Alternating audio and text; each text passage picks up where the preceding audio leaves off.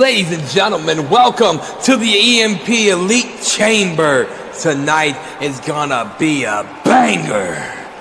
Let's get down and let's see what's gonna happen tonight. What matches do we got? We got Alpha Davis taking on Hector Flores for the #1 contendership for that network championship. Let's go, Hector. Fuck the GOP. I mean, let's go, AJ Davis. I'm excited. This is gonna be a good thing. Then we got what the Thoroughbred taking on Truly Righteous Soulstar.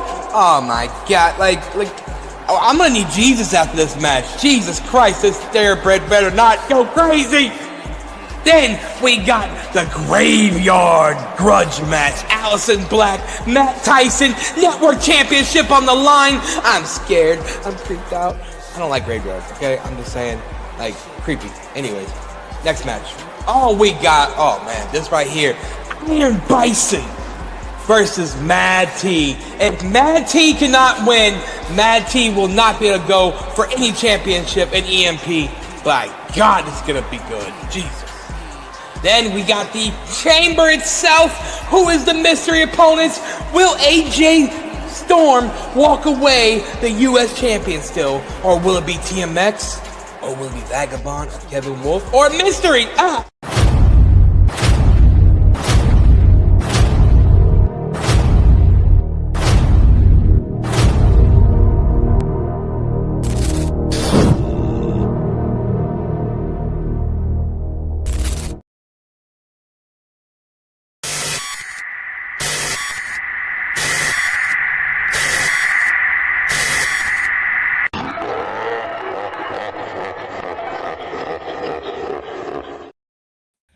Man, you got me. That was dumb. Anyway. I was about to get up and go in the other room. We have to my right. He don't look like Mac Millie, but we do have Big Papa Pete taking his place tonight. Big Papa Pete. Big Papa Pete. You know, I don't have the hair that the prophecy be sporting. I sure as hell got the beard though. There you go. And that is a majestic dude. That's right. And below me is the Blunt Man, known as neighborhood stoner, baby. Proclaimed the Mandingo Warrior. Yeah. And we have the best GM in the game. I got people that could. That's so female I can attest to the Mandingo. I'm just saying. Anyways, well, we got a big event today. We got the Elite Chamber. And still Nemesis World Champion, by the way. That's why he's congratulations. That's why he's missing. I'm just joking. Wait. We're going to take a little spot here, and not only congratulate him for being the retaining Nemesis champion, but also the new Audacity champion of Defiance. That's right. Thank you. He's just kicking ass everywhere he is, man. Kicking ass everywhere he is. But man, we got a big event today, man. We got. Hey, listen, we're gonna crown, or we might still have the same U.S. champion, but we also have this chamber. Like, we got 2 mystery opponents, and Mad T. If he loses, he might not ever go for a title here in EMP Network. I got pasta. I'm ready to eat and watch Chamber. This is gonna be a great show tonight. It is gonna be a great show. That's a lot for Mad T. Not to get a chance at a title. We don't know how he like the spotlight and shit, but man, you know, Mad T find a way to have a spotlight. Make it about him. This I want to say something real quick. This too. Later on in the show, we've got some big news and a few different things, couple different things that we're gonna bring up to everybody tonight. So make sure you stay tuned for the whole show, because this show is going to be huge, and we've got some really big things to bring to you tonight. I'm looking forward to this night. You muted, Blunt. Huge. I'm just mocking him. Huge. All right. I mean, hey, let's start the festivities off. What's our first match? Our first match is AJ Davis versus Hector Flores. And guess who's the ref? I guess it's me. But anyways, let's kick this off, because whoever wins gets a shot at the network title. Here we go, #1 contender match. AJ Davis, the Alpha, versus Hector Flores, the Miniature. Who's gonna walk away #1 contender for that Network Championship? Well, we're going to find out, ladies and gentlemen. Let's get down to this action. Born a thief, been called a liar. I try to sleep, but the world's on fire. I had enough, it's time to testify. I got the right amount of bullets, I'm ready to ride. I got the right amount of bullets, ready to fly. I got a trigger, gonna pull it, get ready to die. Well, would you look at what the cat dragged in? The Alpha AJ Davis. What happened, AJ? Get tired of wasting your opportunities and doing jack shit in WGP, so you decided to come here to beg for opportunities? If I'm being honest, I really don't need another title match. In case everyone has already forgotten, I already have a title shot at the Intercontinental title. I really don't need another title shot. The reason I want to win this match is to ensure some joke who hasn't earned anything in EMP doesn't get handed opportunities that they haven't deserved. Now, Alpha, don't get things twisted. I know you're no slouch. I know that you have been a big deal in the past. Former world champion, tag team champion, used to run the tag team division in some other places. Keyword, used to. You've gone from being a world champion, a decorated champion, to being a lackey for the GOP, doing the dirty work for Franklin Benjamin. What are you, his secretary? Will the real Alpha please stand up? Correct me if I'm wrong, but isn't the Alpha supposed to be strong, powerful, and most important person in the group? That doesn't sound like you one bit. You Team sheriff-looking, gully guns wannabe. Which version of you am I going to get? The version who was taken seriously? Or the one who's playing second fiddle, maybe third fiddle in the GOP locker room? At the end of the day, it doesn't matter. You're chicken shit, soft ass nugget, and you'll never be Nug Life for life. I put on for my soldiers, though they had to swear me in. Young, humble motherfucker, but my hustle arrogant. Got it all off the muscle like I'm devil.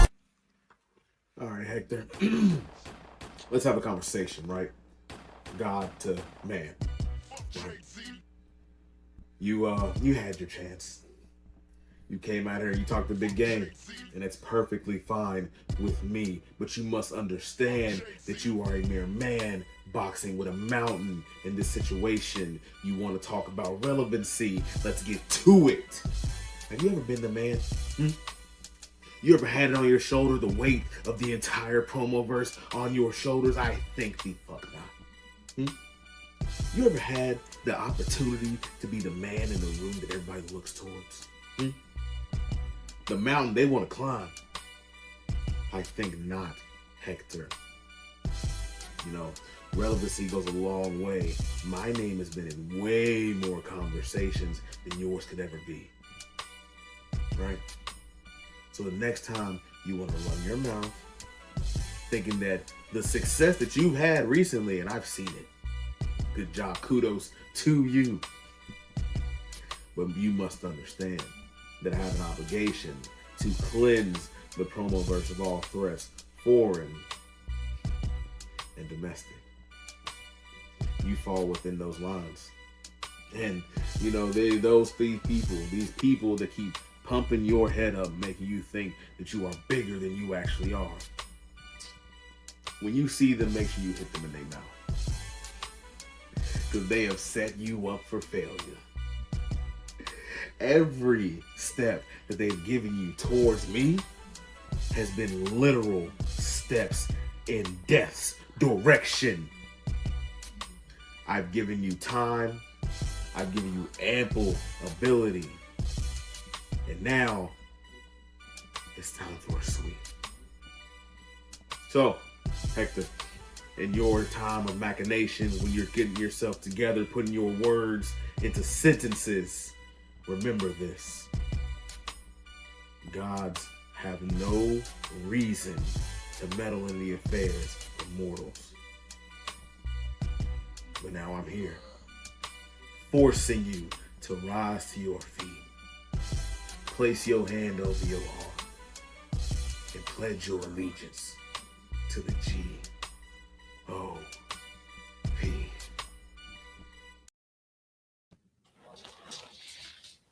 I mean, Get that hand off your chest, boy.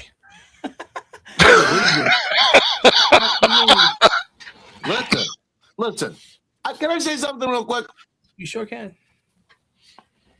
We've got to clear up a lot of things. I think I have to have a state of the promoverse address, because there's a lot of fake news that comes out about the Alpha AJ Davis, that he's a lackey to Franklin Benjamin, that he's a third fiddle, and he's head of security.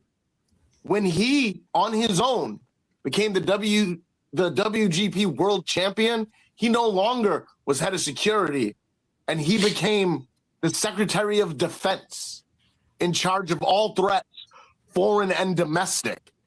So anyone who thinks that he's second fiddle doesn't understand how things work. That man is in charge of war. That man is in charge of battle. And all this other fake news that he's just a lackey to me. He doesn't carry my bags. He started out as my security and earned his spot amongst the elite in the Gods of Promo. Don't get it twisted. We just heard the GM stroking another man's dick. So now let's break down that matchup we just seen, that promo battle, and our referee, none other than one half of the owners of EMP, El Guapo. Okay, so for him being the Secretary of Defense, he's very soft-spoken. The thing about Alpha Davis is either he goes in hard, pause, or he's just soft-spoken. For some reason, I haven't seen him hit his stride. And I did see in the comments, he hasn't been AJ Davis since BXT, which that's the truth. He had won the title, he did. But as soon as he won the title, it wasn't really on the screen. You really couldn't tell who was the WGP champion at the time. Now, Hector Flores, I'm watching him get better and better and better every time he gets on that screen. That one came hard from the start, Paul. Yeah. Like, No pause. He didn't. No. He didn't pause. He just went in deeper. Okay. I'm telling you right now that I'm digging that. Pause. What? Don't say pause no more, because anyways. that nuggy for life, I'm digging it. I'm digging the way he always calls his opponent a soft, soggy nugget. I think that's hilarious. Nug life, not nuggy for life. Nug life. Get it right. Nug life. Nug life. Nug life. Oh, they still. Hey, listen, I still catches my attention. Not like AJ Davis didn't catch my attention. There was sometimes the music was kind of a little bit high when he says certain things that I miss certain things. But I'm gonna have to go with Hector. He's been on fire. He's been fuego. Congratulations, Hector. Now he has he got two titles in his belt. Go ahead. If you don't mind, and I know we're working on a crunch today because our main event is huge. And not to steal, trademark shit from Franklin Benjamin here, but we're going to come later. I want to hear from a member of GOP as well as the Blunt Man, their view of that battle we just witnessed. Yeah. I agree that Hector came really hard, but like I said, my only disagreement with it is there are a lot of things that are said about AJ that just aren't really true. Right. But he did come with fire. He didn't stumble. He didn't stutter. He delivered his point. He's got some lines, and he's easy to get behind. The one thing that I didn't like is there were some things that he said, and there were a couple of things that were inconsistent to me, right? But I do see what you're saying about AJ Davis as well.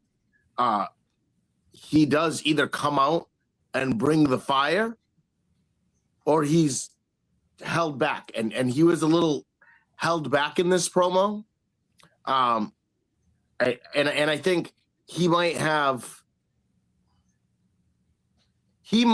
done what people thought I was going to do with this Franklin Benjamin gimmick, and just fall into it too deep and not be able to evolve it.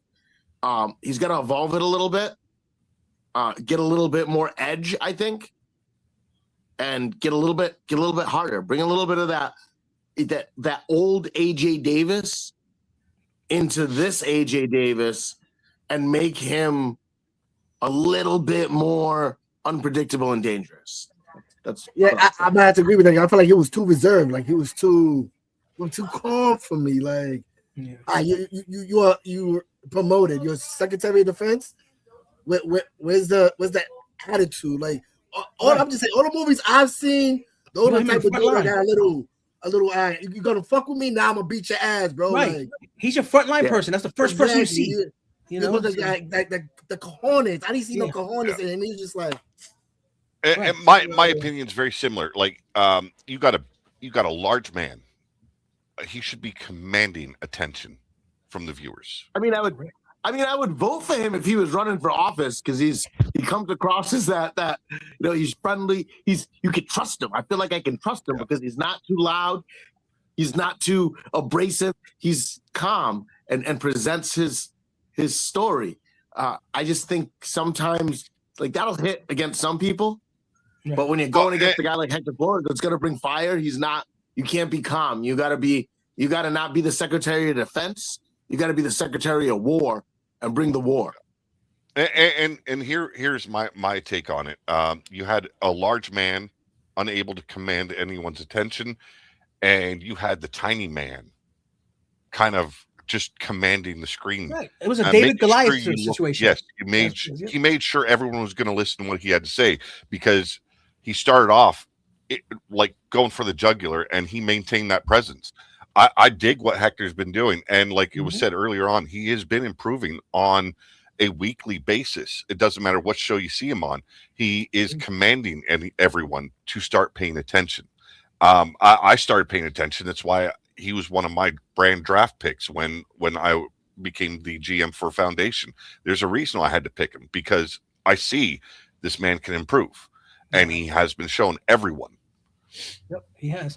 And in case you weren't paying attention to the promo verse today, Hector Flores cashed in today and became the new prototype champion in Foundation and WGP, because that title will now be defended across both brands. So he just became that.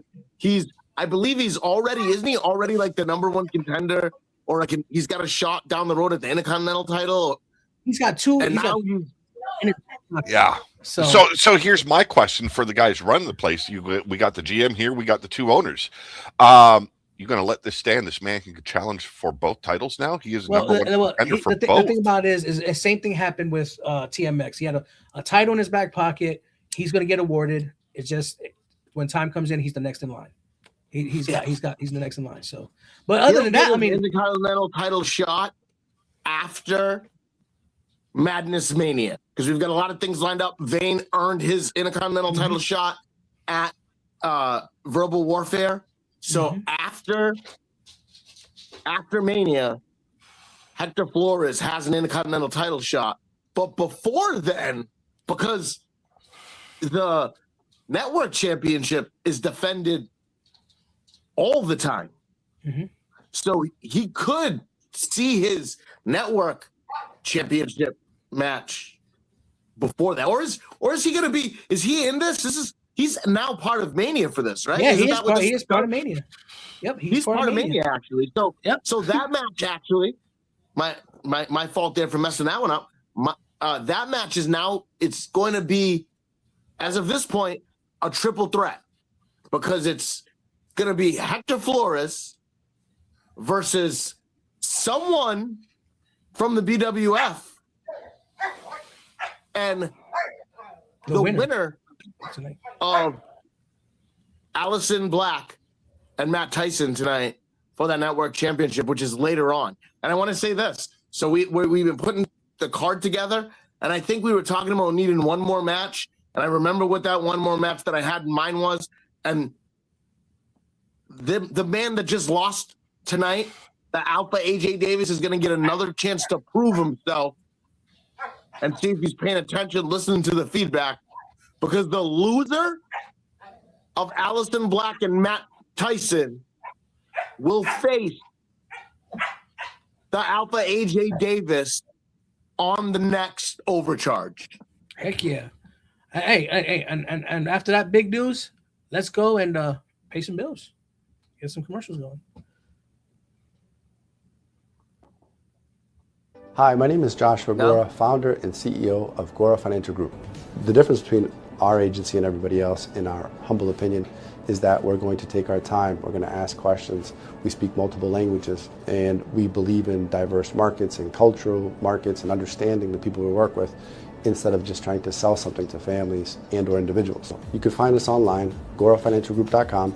Make sure to follow us on LinkedIn, Facebook, and Instagram, and reach out with any questions you have. We're looking forward to meeting you and helping you and your family plan for the future.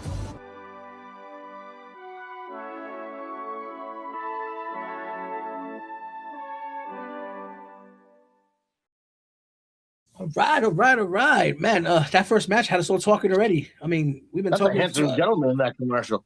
I was going to point that out, just for the sake of, the male model on the screen. Maybe people should check out this insurance company, Yeah, you never know. I mean, you might get lucky and he might be the one to service you. I heard he does autograph, his underwear modeling cards. He's got headshots. A lot of headshots. But there's a certain picture of a title belt that's hiding precarious. Whoa! Just saying. Anyway, so after that match, everybody's energized already. But hey, we got Donkey Dick versus Soulstar. Why do I keep doing Soulstar's matches? Donkey, that's his name, Don Key Dick. The thoroughbred Don. Oh, I'm sorry. The thoroughbred Donkey Dick.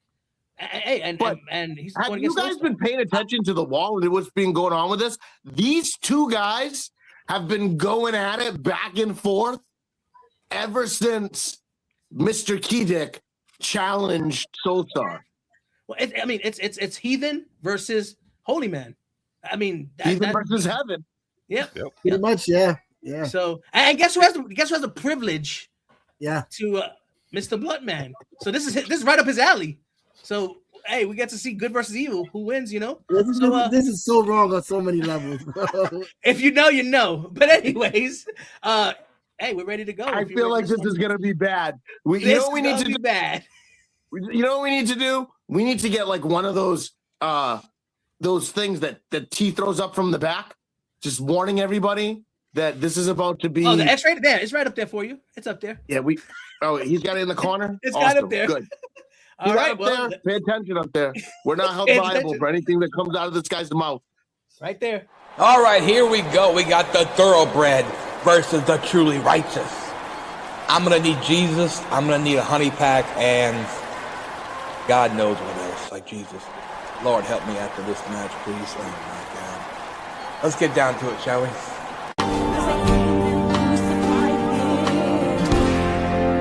Then I saw him die.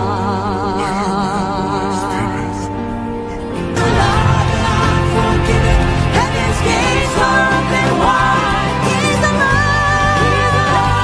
He's alive. He's alive. He's alive.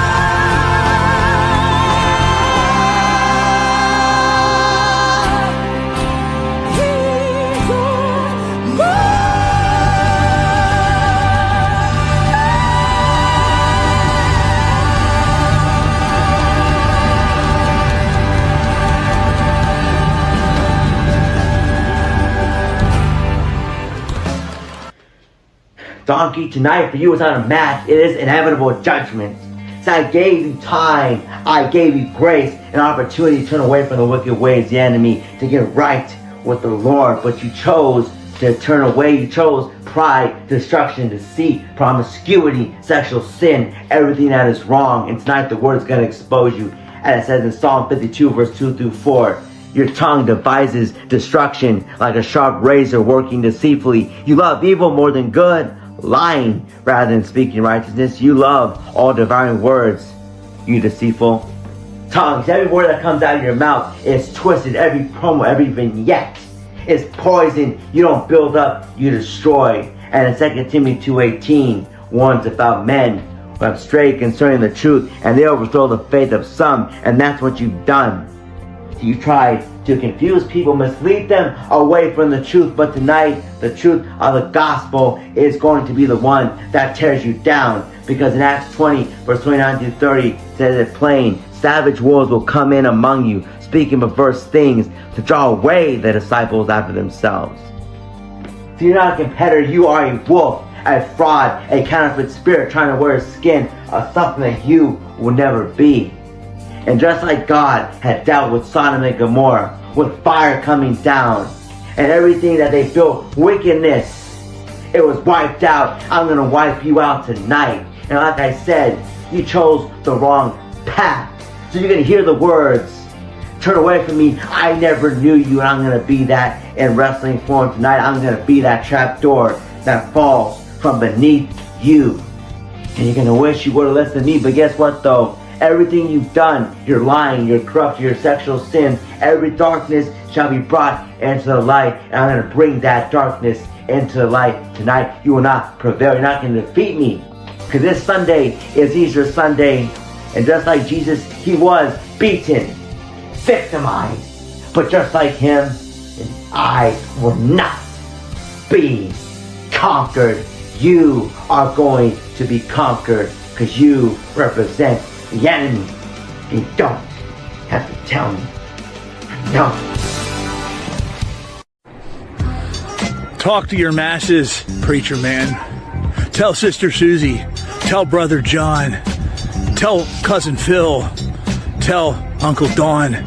Tell them all that you just decided to pick a rock fight with a man carrying an AK-47. The human equivalency of an AK-47, no less. The thoroughbred donkey dick.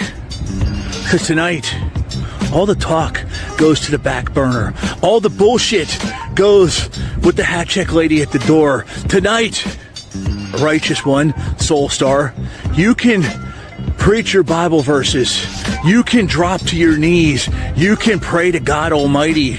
You can thump your Bible verses. Talk about Abraham. You can talk about Moses. You can talk about Saul, Paul, the man who licks balls. It really doesn't make a damn bit of difference to the thoroughbred donkey dick, because the end result is going to be the same. So tonight, while you're reading your good book that talks about Jonah and the whale, that talks about Noah's Ark, that talks about Adam and Eve, just understand one thing, and one thing alone, and it is that you got taken behind the woodshed by the biggest heathen the professional wrestling industry has ever known. See, it's not about fairy tales. It's not about fun and games when you step in a ring with me. It's not about fables. This is real life. This is actualities. This is the year of our Lord 2026, not 15 AB, not 26 BC. This is real talk. And the time for you to play pretend is coming to an end. So you may want to gather up all your previous gimmicks. You may want to go back to the MAGA days. You may want to go back to the party animal days. You may want to call Cousin Dawn in Washington, D.C. You may want to call Carolyn Levitt and have her put together a little press release damning me to hell, calling me a piece of shit, calling me a pagan, a heathen, and a man of godless morals. You're damn right I am. But what I am going to be at the end of the night is victorious. Because I didn't come here for a long time. I came here for a good time. And you may not be the last, not by a long shot, but you are going to be the first to be the victim of the Donkey Dick World Tour. They call myself the thoroughbred for a reason. Not just because I have an extra long cock and bang a lot of women, but because when it comes to horses in this race, I am the head of the fucking class. Welcome. Yeah. Mac, Billy, where'd you come from? What's up, buddy? You doing all right? Who knows? We'll see. You popped in for that, man? That's wild. I mean, when Donkey Dix talks, you know what I'm saying? I'm somewhere to be around, perhaps. You never know. It's wild activity going down. Wild activity. But hey, He said, tell Paul, tell Saul, or whoever, or the guy that licks balls. It sounded like he wasn't finished. It sounded like somebody cut him off short. No, he was finished. He might have cut himself or something, but he was finished. But I mean, wow, that was a Did he finish? That's not for me to know and not for me to find out. But anyways, what do you think about this match, Blunt? It was interesting. It was interesting. Again, all I can think is like, know your judge. Know your judge. Oh man. First, I feel like one, you should do a little research on Soulstar. This is not a gimmick to Soulstar. This is like really him. Like, he don't pray to play a Christian. This man really is a Christian. Like, so that's like, that shows me that you really haven't really do your research on Soulstar. That's one. The whole close-up thing, I've done it before. Pete has mentioned it plenty of times too. The whole Zordon thing, zoom in and all that. Like, that was kind of annoying. Like, seeing from a judge's point of view, I could see why that's kind of annoying. Like, he did go say some funny shit. I like that whole song that was what Franklin just mentioned. I thought that was funny. But the quarter Bible of fable is kind of wicked to me. Like, that's wild. Like, that's kind of crazy. his gimmick, though. He's a heathen. I get that, but it's wild. Like, I get now you playing into the whole character shit. It's like, this is where the whole coming, like, know your judge, bro. Like, I've been plenty of times saying, like, I'm walking this journey of spiritual journey type thing. And it's like, say what I'm reading right now, the fables, like, really, bro? Like, it's like, but on to Soulstar, he's listening. But instead of doing what I told him to do, he completely cut himself off and not show him opening the Bible or nothing. Like, he's got to be slick with that. He's almost there. Hey, listen, you got to give him credit. He's almost there. He's it's like feeding a child. Yeah. He took a different loophole. I get that and I respect it. Like, all right, I'm not going to show myself opening the Bible, but I'm going to post what I'm saying. That way you can't see what I'm doing. Ooh, that's smart. But when it comes to Soulstar, I feel like he needs to be more aggressive. Find verses that's more aggressive, because it's like, you can find verses where Jesus is doing this damn thing. Like, I've said it plenty times before. I just finished reading that part where he flipping over tables and all that, calling people a heathen. Like, you can sound, because when you say shit like that, you gotta be a little more aggressive. Like, I don't know where to go with this, to be honest. I'm gonna go with damn. Unfortunately, I'm about to go with Donkey Dick. It was more entertaining. The whole zone. I agree with you. It's got to be. Listen, Soulstar, you got to be more entertaining. Listen to us. I know you're trying to preach the good word, but preach the good word in that way. You got to do it, because, like, trust me, if you want to win, you gotta do that. You can't stop being soft, stop being easy, be hard on these people. Like, listen, God is angry. God doesn't forgive. What I mean, there's parts of that. What are those movies in the 90s where the angel would fall in and he would, like, kick ass or whatever? What movies are those? No, like, it was a movie. You know what's called? Legion? Something like Legion, yeah. Do something like, be like Legion, you know what I'm saying? Or even don't get it twisted. Like, no, it's not Legion. It's not Legion. That's what the angel Michael is. To me, in my eyes, that dude wasn't soft. He wasn't. You know what I'm saying, he was there to give God's wrath. So you want to tell me you're gonna be Well, be like gentle that. about it? Like Be like that. I don't know. It's just the way I interpret things, and yeah, right. Well, I think he could do both. He could set the table. He could set the table for his opponent with God forgiveness and asking you to come to the table and offering you this, and then but you choose not to.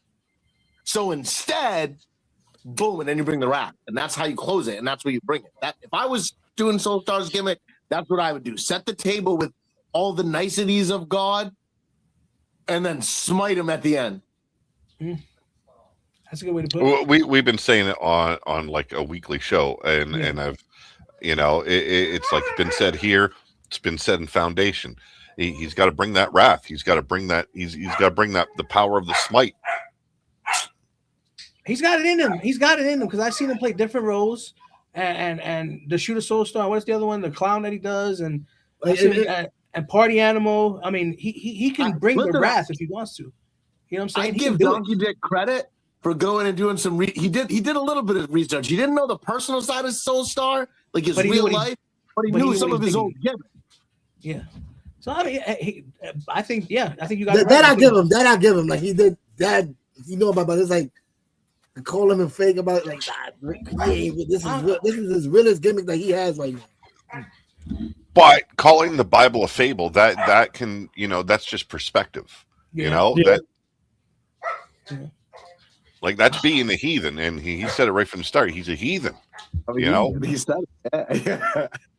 So Mac, you came just in time to hear. Well, I don't know if you heard the other match, but what do you think of our new inquiry of the Thoroughbred Donkey Dick? What do you think about him? I mean, like I said, I've seen him in other places under a different name, so this isn't a far stretch off of what I've seen from him and whatnot. You know what I'm saying? But pretty sure he doesn't listen to me, so I don't have anything to tell him. Yeah, how about that? There you go. All right. Well, if we got another commercial, time to pay some bills.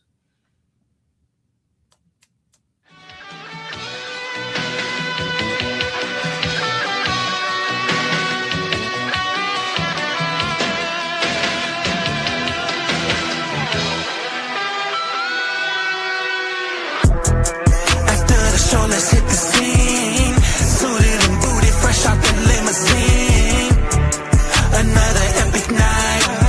Party going up, flipping every single dime. They about to feel the woo. Stampede, clearing out the room. Game plan for a time, cause we're reaching new heights. We about to hit the stride. Saddle up and run up to the club. Clean when we stepping in. Keep it cool, no need to bring the weapon in. Step up to the bar, press to the waist. Fuck one drink, you gon' run a whole case. I'm a pimp nigga, keep your chick in check. She see me stepping through this club with a frozen neck. After the show, let's hit the scene. Suited and booted, fresh out the limousine. Another epic night. I dig it. But hey, you guys ready? We actually have a championship match right now. And that's before we get there, I want to. We're not going to get it now. I'm just saying, are you guys ready? I want to throw a congratulations out to Smart Psychology over there for their 300th. Yep. What an entertaining show it was. If you missed it, please go and check it out, because talk about entertaining throughout the entire show. Yeah, and I thank you. Number one, it was fun, as we always do have fun. But I made it to that commercial about 2 minutes for a reason, and the reason for that is going to be dropping very soon on the Smart side. So I would say, if you're not subscribed, go ahead and do that, because not only is that surprise dropping for why that is taking place, but another surprise is going to drop again this week. You know what I'm saying? So stay tapped in. As a matter of fact, I'll help y'all out just a little bit as we go to this next match, and I'll put the link in the descriptions. All right. So y'all would know what's up. And maybe there might be more surprises from me tonight. Who knows? I'm feeling in such a way, Right. Well, we got also our producer who will actually help you. We'll push that too. We'll make sure that you get it out there. But yeah, like I said, well, are you guys ready for this match? I mean, this is the network championship. These guys actually have a rivalry going on between Allison Black and Matt Tyson, and actually they actually in a graveyard match. Yeah, not just a regular match. This is a graveyard match, so they got to be in a graveyard or have a graveyard somehow included in their promos. This should be a good match. It's an interesting concept. Let's see who walks out of here. Now, Wapo, I think we discussed that if Matt Tyson loses tonight, Madness Mania becomes a fatal four-way. Is that correct? Is that what we're doing? That is correct. That is correct. That is correct. It'll be a fatal four-way because he will be basically cashing his. He had a couple of defenses. So yeah, he earns a charge. He earns a shot to be at Madness Mania. All these dead set matches keep changing, and one more person seems to be getting added or has the potential to be added. And this is interesting. It's very Madness Mania. Madness Mania, baby. I better see somebody crawling. I better see somebody crawling out of a grave or something. Right, give me something freaky. Give me something freaky. Right. Who are the three judges for this? 3 judges are. It's going to be me, the Prophecy, and the GM. Yeah, eat some dirt. Eat some dirt. I want to see it. All right, so hey, let's go see what they brought us. All right, here we go. The Graveyard Grudge match. Allison Black going for the network championship versus the champion, Matt Tyson. Can Allison Black defeat Matt Tyson and become a new champion tonight? Let's find out. Let's get down to that ring, shall we? Dance wherever you will be. I am the god of the dance set E. I'll lead you all wherever you shall be. I will lead you all. And the Dan said he. Here lies the abyss of Matt Tyson. Here lies the man of madness. We belong in the madness that lurks in the shadows. For I am the madness with a veil. As I painted my blood on the roses from the blood of the thorns. I stand before you. And as the crows sing, I will be your new network champion. I am the monster that will live on forever.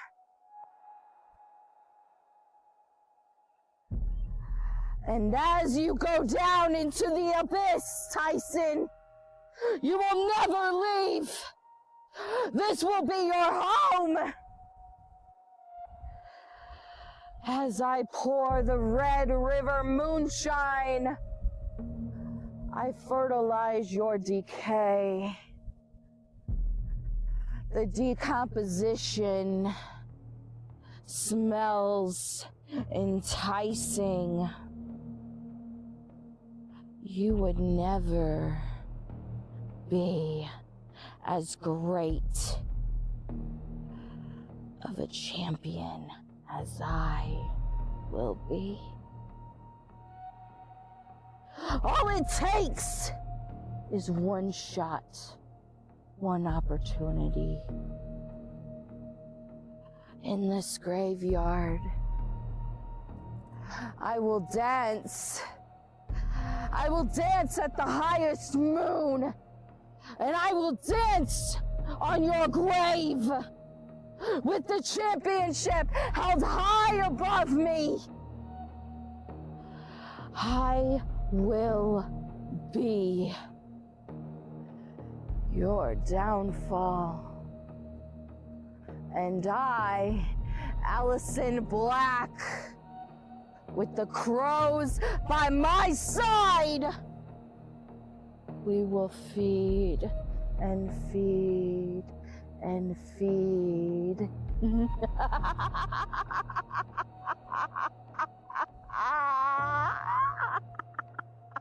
Aleister Black.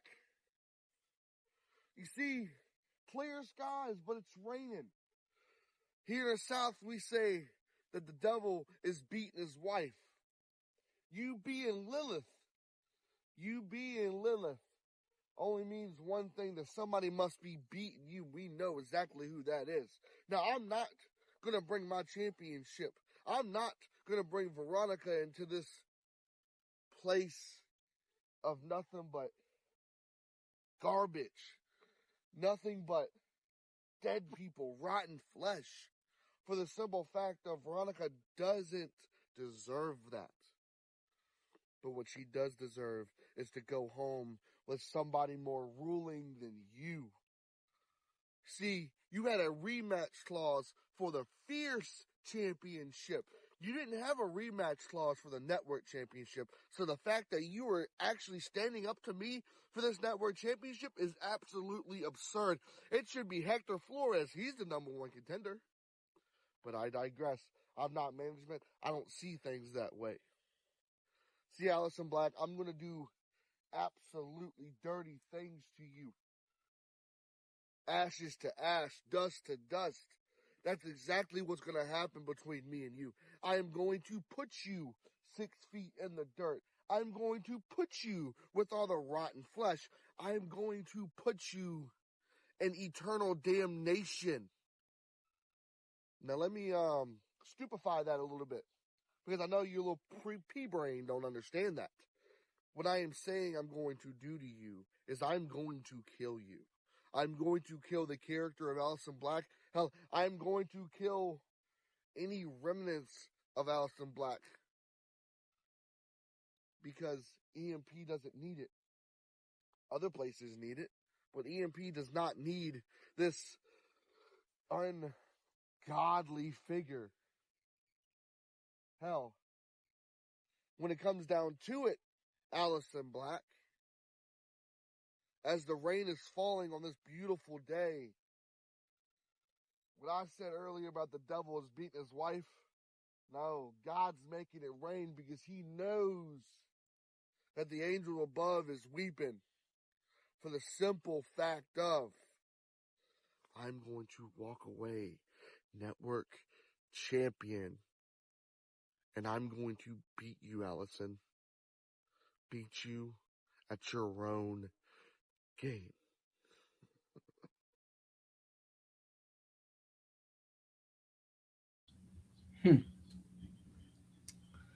I want to say something before I said. Was it kind of low for anybody? How about you just go first? No, I'm just saying. Okay, I will go first, but I was just gonna ask: was it low for anybody else, or was it low for just me? No, it was low. Oh, okay, yeah, I did. Okay, I mean, I heard what he said, but I had to squeeze my headphone in, and I cranked my shit wide open. Yeah, so that's why I take championship matches before, so I can give them the due time. Right, but well, I was digging. I'm gonna start with Tyson first. I was digging Tyson's promo when I heard of it. What killed it for me was when he kept going fourth wall. He kept saying, "I'm gonna kill her character. She's not needed here." I was like, that's kind of, that's kind of going fourth wall or whatever. I did like that he did mention the Fierce Championship. I mean, that was, a lot of people probably don't know about it, but lucky, he got judged that does. And he got very lucky when he said Hector Flores is a new #1 contender. Have you heard that? Because Hector Flores actually won it earlier. If that didn't happen, yeah. Now Aleister Black, I was kind of worried that I wouldn't hear what she had to say when she had her back turned to me. But I heard everything she said. The only thing about Aleister Black was every time she said something, I thought it was going to end. Like she was like, and then she kept going, and I was like, okay. And then she did it again. I was like, okay. She said some strong words. She looked like she came to win. To me, it looked like Tyson kind of put it together. Like he did. Like sometimes he was trying to think what he was going to say. Like half the stuff he was like stumbling a little bit. And I'm just going to give it to Aleister Black by that much, because to me she looked more like she wanted it. He looked like he was just in the motions. So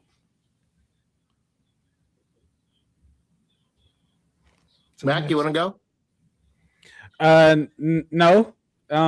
First of all, my name was last on the ref list, so I was for sure gonna take that. But as I was watching this match and as I was thinking about it, I'm like, thank God there's two other people on this screen that I could pass my refereeage to, because I think I don't want to touch this match. Okay. Well, I'll go second. This was interesting. I'm a word guy, so I hate when people say things that don't make sense. And there were a few things that were said on both sides that didn't make any sense. And I hate that.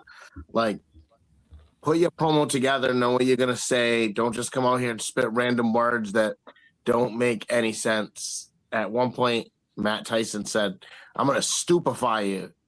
I'm going to stupefy it for you. That word doesn't mean what you think. That word doesn't mean what you think it means.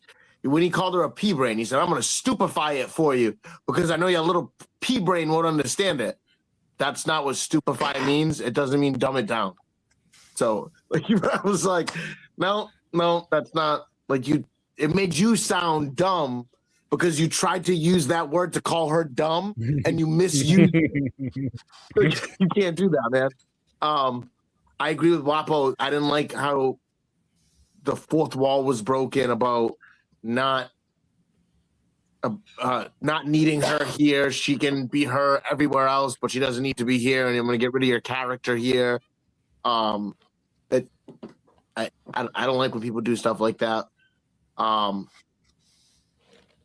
watched this a couple times. This is my third time seeing it. And I'm confident in saying Allison Black is the new network champion.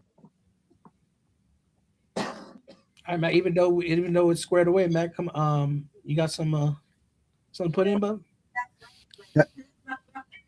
I just got a question for Matt since I see he's in the comment section. What up, big dog?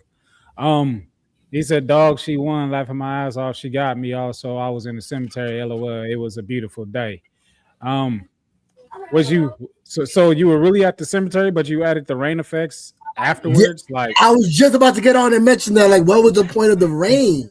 I would have loved, like, first of all, phenomenal fucking green screen. Well, no, it wasn't green screen work. You were actually at the cemetery. Okay, so I'll take that back, because I was like, if he's not at the cemetery, this is the best green screen work I've fucking ever seen. No, what made it look like the green screen was the fact that he added the rain. Yeah, like he could have put any other filter, because the only problem that I had with the rain filter, like, although yes, it does rain outside, you ain't getting wet, bro. I don't see you getting wet. I need to see that splashing up off you if that's the effect that you're gonna give. You know what I'm saying? Or even if somebody was off screen throwing water at your shirt or something, I don't know. But like I need to at least see you get wet while you was out there with that rain that wasn't out there. But other than that, like I mean, the choice has already been rendered. Not like I would have had a factor either way, to be honest, because there was a lot of good in both of these promos and there was a lot of bad as well. Franklin pretty much covered what I already expected, that things would be said that wouldn't make no damn sense, because I for sure went like this doing Allison Black's promo, and then I also did the same damn thing the other way, listening to Matt like, and that was surprising because I didn't think I was going to do that. But Allison, man, I swear to God, your aesthetics is there's nothing that can be said about that. There's nothing that can be said about that at all. If you fucking get your words together and tell your story right, you be something out here. Something crazy, you know. No pun intended, but some crazy. You be the one. But you know, focus on that and get that done. Both of y'all, you know what I'm saying? And if this is the match that's gonna happen at Mania again, I would love some type of structure of where it forces them to both make sense verbally or something like that. I don't know. Like, so we can level really see the fuck up is what he's saying. Level the fuck up. In so many words. This. They were both outside in the cemetery. That's dope. Watching her in the cemetery was kind of fire. I felt that. I got into it, like, because like the way that she did the cemetery, and take this for what it is, Matt. The way she did the cemetery was just better. It was better. Imagine if she had like an extreme vocabulary, not even extreme vocabulary, just something that was just gonna go on top of everything else. You know what I'm saying? It's like putting gravy on turkey, even though I don't do that no more. But you get the imagery. You know what I'm saying? You seen the Thanksgiving commercials when they got the little, and the turkey's ready and steam's coming from it and everything. Like it'd have been that. You know what I'm saying? It'd have been that. But Right. you know, don't match for what it was. I appreciate y'all going outside the cemeteries and whatnot. You know what I'm saying? Doing the right thing. A dictionary match. Yeah. Let me put on my TI hat or whatever, and let me make sure that they in this dictionary the way it need to be, and using the thesaurus and all that and whatnot. Break my brain, please. I'll end it on a good note. Congratulations to the new network champion, Allison Black. 2 times. Yeah, congratulations. Absolutely, congratulations. That's not a 2-time. That's a 1-time. We got to get the facts. The fierce champion turned into. I mean, yeah, you scratched the history of the fierce. You said this is new. That's gone. I'm sorry, guys. I'm sorry. I'm sorry. You said it. All right, Matt. Go ahead. Respect your new lineage. I want to say this. All I kept thinking about while I was watching Allison Black's promo, because like Max said, like everything she puts into her character, that's dope. All I could picture was, I'm like, yo, this isn't like late at night. This is like the middle of the day. Someone's gonna walk by and just see this girl dressed like this in the middle of the cemetery right now. Listen, I was like, thank God Pete was not, because he's like, what's up with the cheesehead? What's up with the cheesehead? That's all I would hear. She took it from all the way over her head, so maybe that helped. You know what I'm saying? I bring it up because I know what it is. Right. It's not that it's not a good thing to use, right. Like especially if you're working with a budget or what. She's pulled it apart somewhat, so it takes away that cheesecloth look, and it gives her a little bit of extra. But I see it for what it is. I never judge her on it. Like that'd be fucking wrong. But when you know what it is, and then when you put it in the minds of everyone else, that's all they can see. That's why I had to do it. Anyway, I mean, to her defense, like it's been said multiple times, but I still can't see it. Maybe I need to see a picture of it or something, and maybe that might connect it better. The only reason I know what it is because, like I said, Pete's like that cheesecloth, and I'm like, cheesecloth? I never seen a cheesecloth before, so I gotta look into that too. To be honest with you, I went in the kitchen, so I see it. So like it looks. But I don't. Yeah, you just like. It's like I've seen a sheet of cheese before, but you know, yeah. Never mind me though. We got how many more matches we got tonight? I feel like my intrigue is growing here tonight. There you go. There we go. That's what that is. All right. Our production guys got it going right now. We have the Mad T versus Bison, and then we have the big cage match, the Elite Chamber upcoming after that. Man, so we got Mad T and Bison now. Yep, Mad T. Yep, that'd be after commercial. We have Mad T and Bison, and then we have the Elite Chamber. Who's the judge for that one? Well, I'm gonna let Franklin Benjamin explain it, but we went outsourced for that one. You want me to explain it now? Well, we'll do it when we get back, but you can explain when we get back. Let's go ahead and hit up commercial, and then we'll explain when we get back. Let's go to commercial. Are you tired having AI ruin your picture? Then contact now JD Designs on Facebook.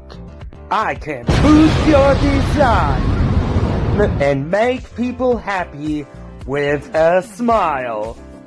I make everything what you need, from belts to videos to logos. Contact me now today to get your order. If I didn't know about that commercial, I said JD Design. I was like, oh, that's the wrong one. But yeah, that's Justin. He's in management of Elite, and he's a good guy. So cool, dude. You know, they promoted this show tonight. Yep. They did they played Blunt's commercial on their show earlier, so we. It was a rigged election on that show too. It was a rigged election on that show too. You know. Yeah, I hear that one. So Franklin Benjamin, explain the judgment and explain what's going on with this match, everything that's going on. So we wanted to go outside of here to get 3 judges that had no connection to judge this, so T didn't feel like he was going to be gypped by anybody. So T felt like he was going to get, or we didn't want anybody to think that he would get the upper hand as well. Either way. Okay. Either way, That's crazy, right? So just go up. So we went completely outside. So we went to 3 different judges, and I brought in as judges the retired Beast Mode Bones. Oh. Bobby Miller. And my mentor, Don Krypton. Yo, the prophecy's head's gonna get off his shoulders, man. I don't think he approved. I don't think he approved this message. But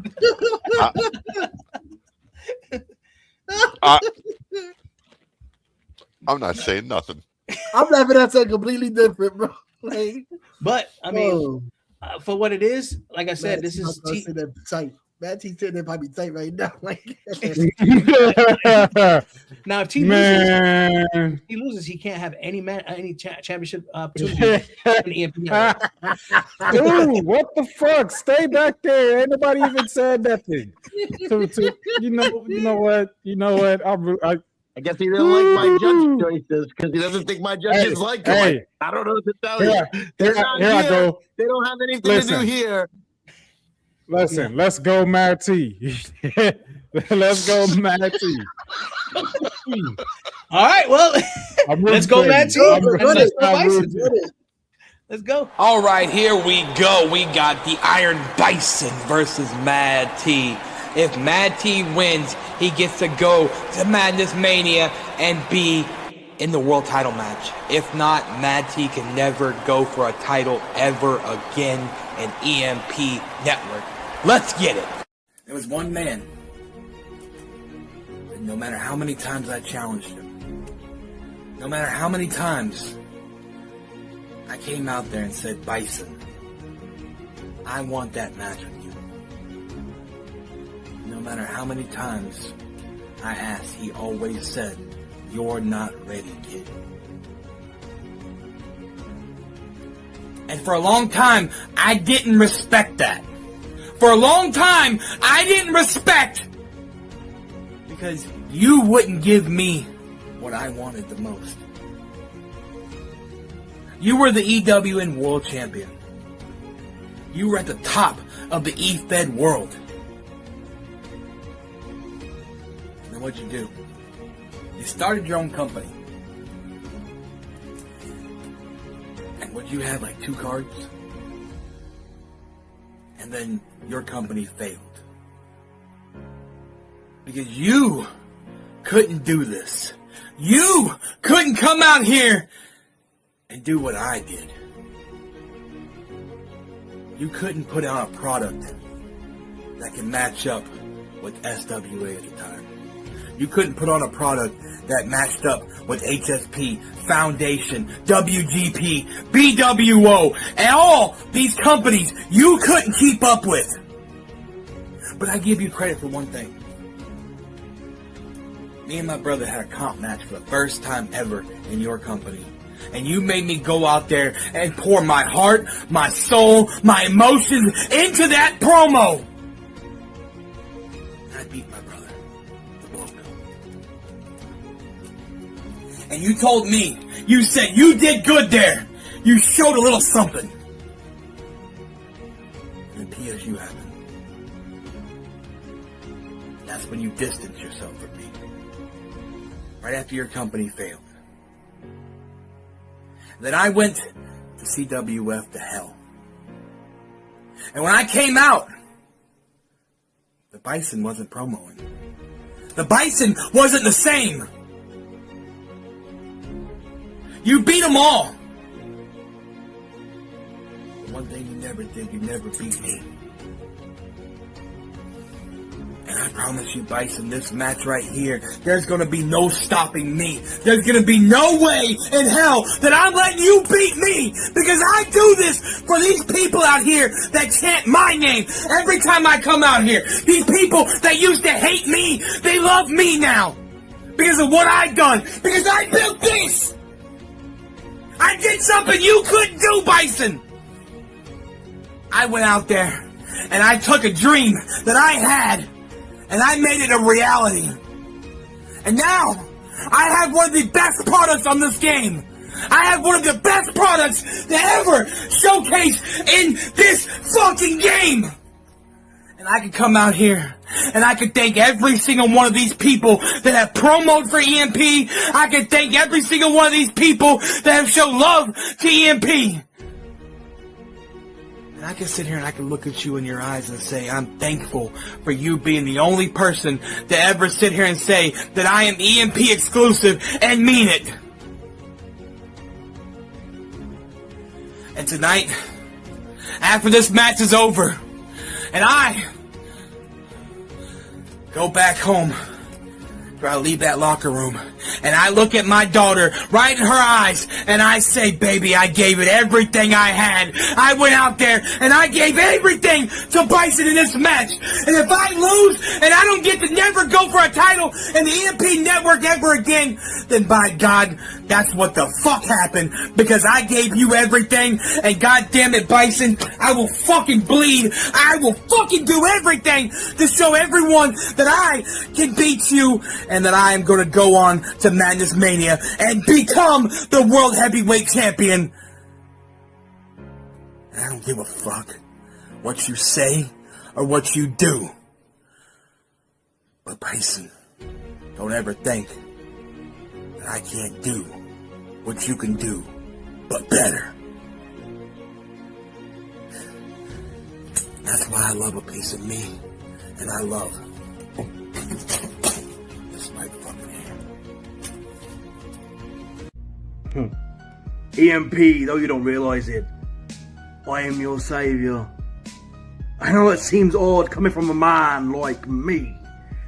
A man who enjoys the finer things in life, like twisting a man's bones and breaking them in that ring.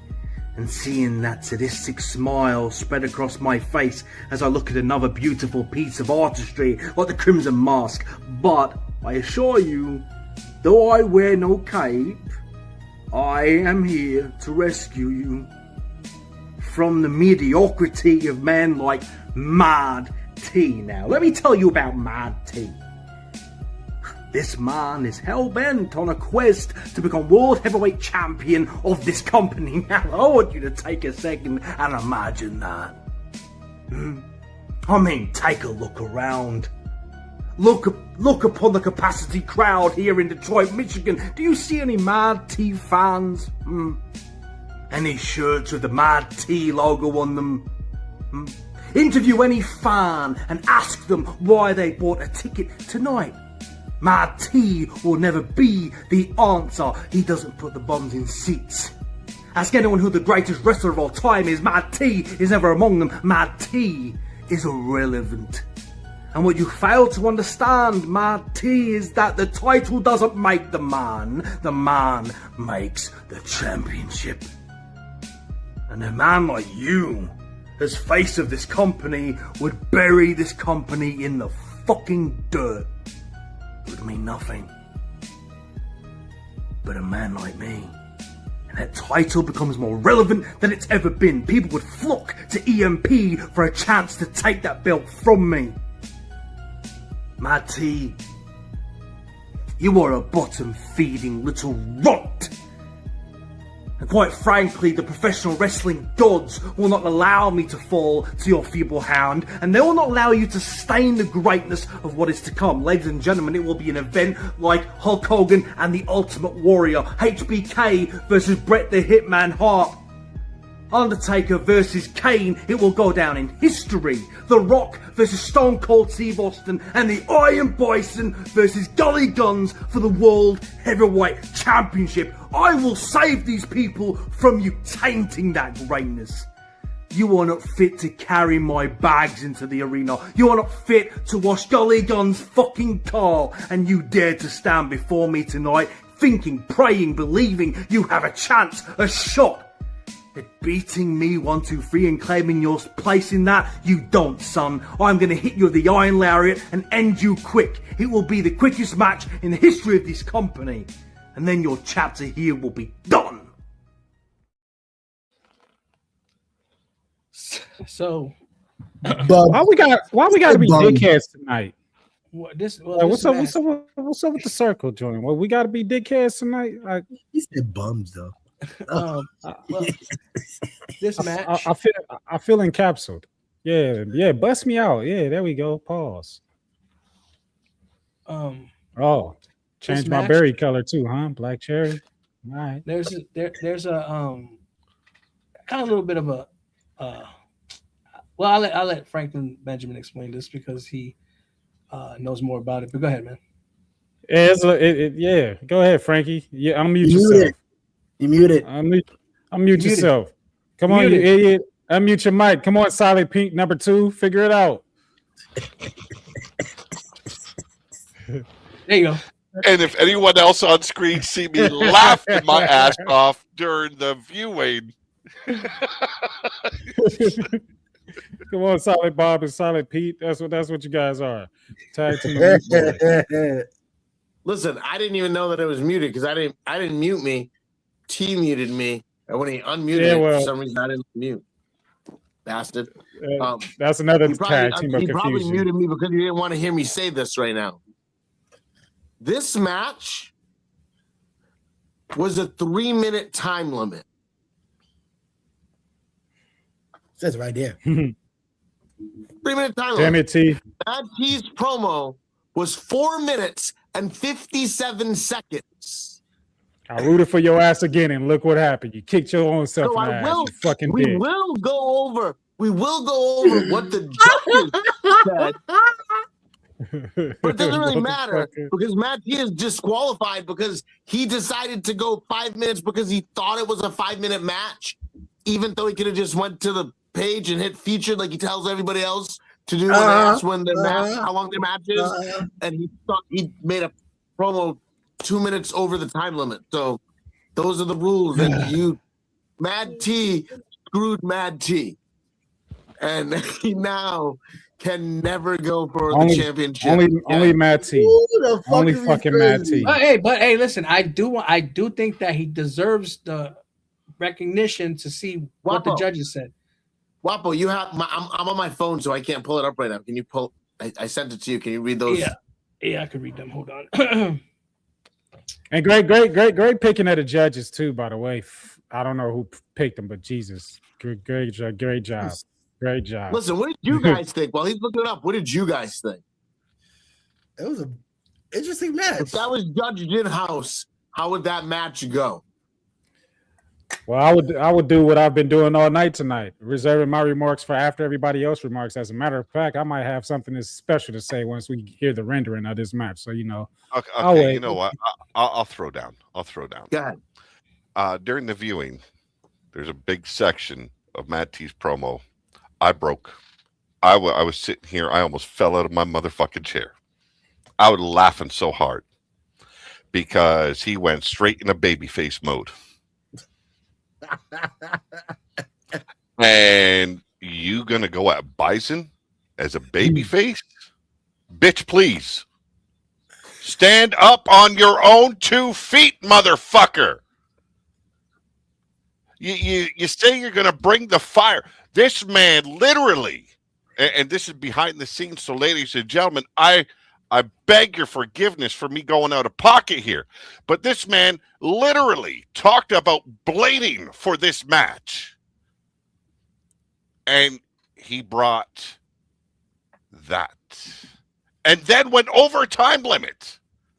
Come on, T, you said you were taking this seriously.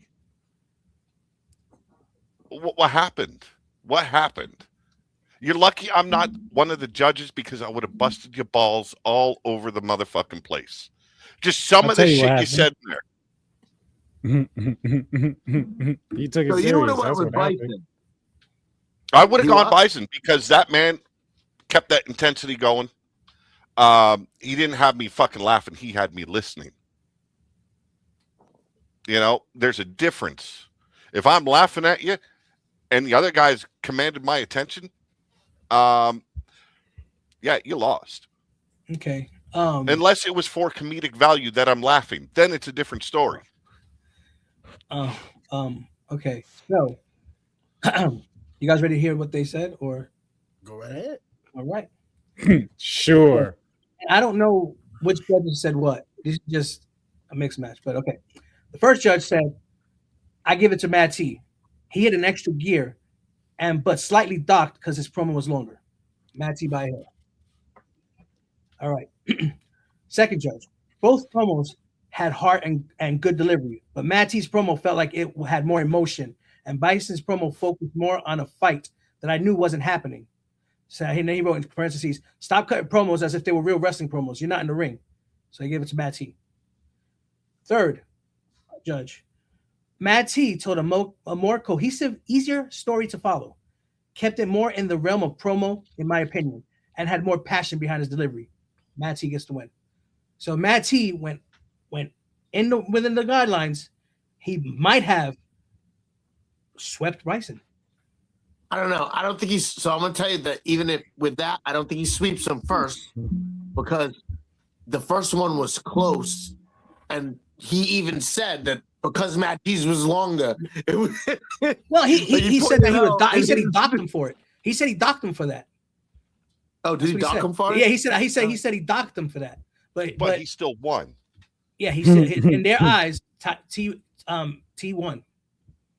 So that's why he didn't only just win. He didn't just win. He swept them. That's what they say. Listen. I want to say this: the outside judges' opinions are not the opinions of EMP. Because I would have went with. I'm telling you, if I was judging that, I would have went with Bison. I mean, Ah! Here's the thing. The reason why we went to outside judging is a double-edged sword. If T had would have won, I would have smelled controversy.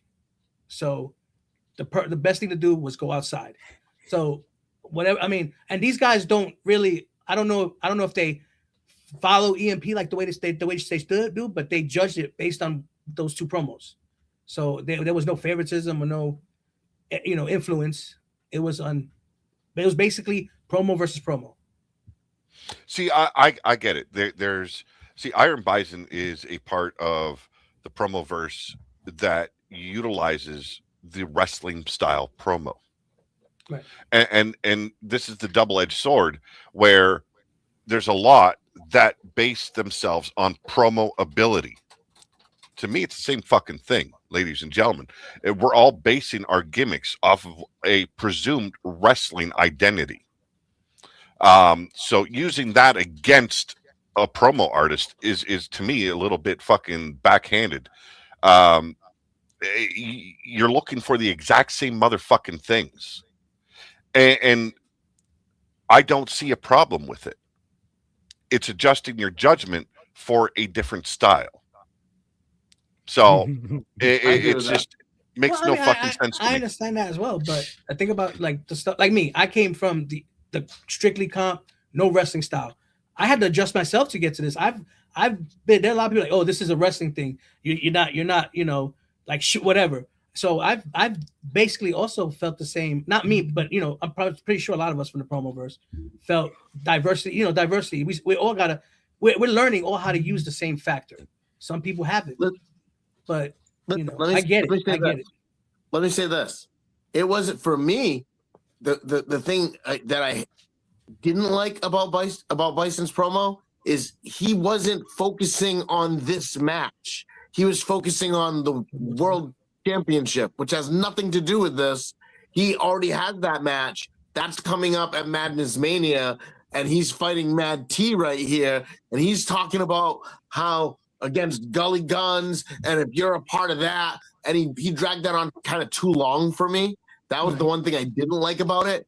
So I'll tell you this: close. I would have went Bison, but close, just because I felt like Mad T didn't come hard. I felt like he was like, and if I lose, like I hate when people say, and if I lose. If you lose, you lost.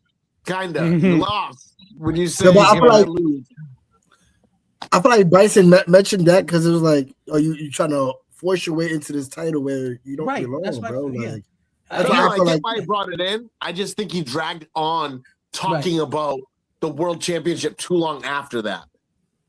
It like he should have focused more on Mad T. But Mad T already was talking about telling his daughter everything, and if he loses, I can look at my daughter and know that,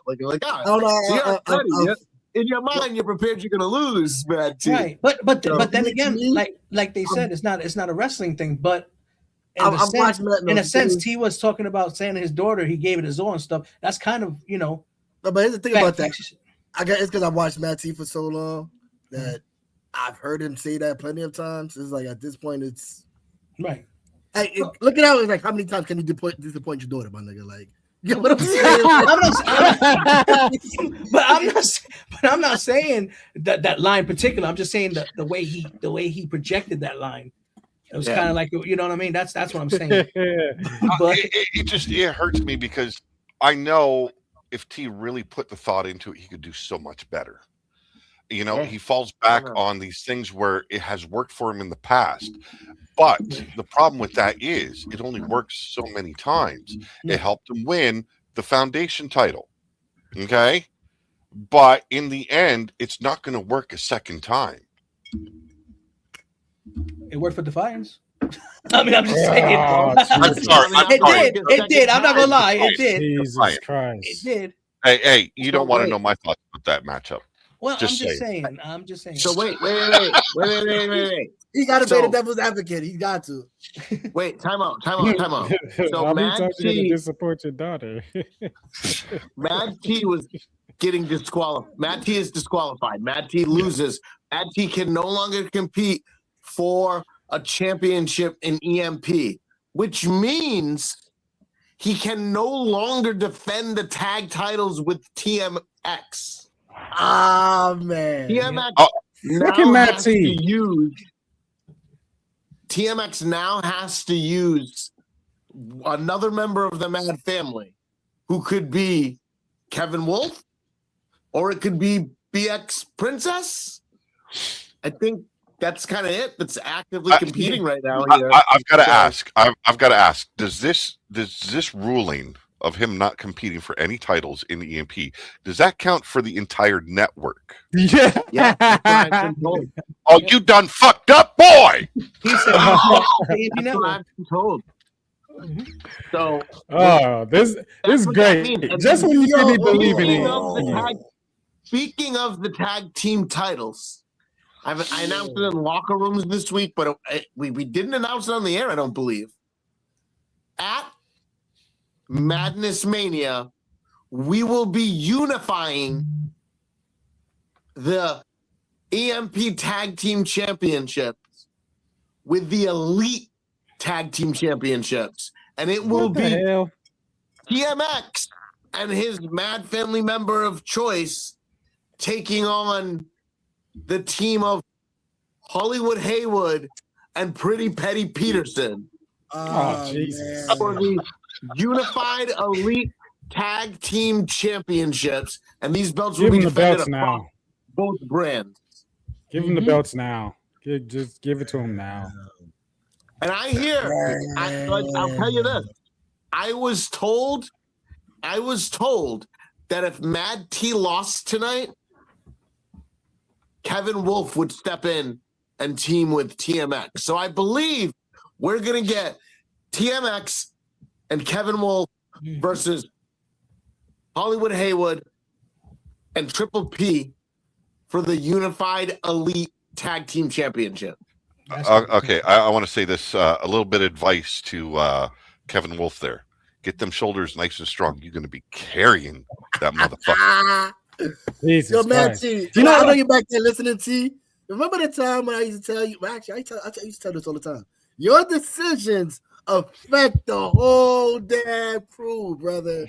I'm just throwing that out there. Hopefully, you learn your lesson because of this, bro. There ain't too many lessons left for him to learn. Man come out of retirement from EMP and go fight because you can't do shit now. Look at that.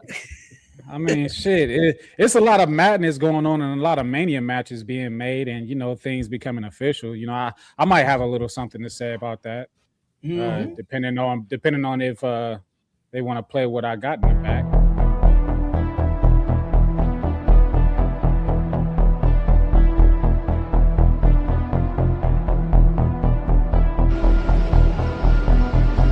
EMP, I told y'all that I wasn't just going to sit around and judge unbiasedly,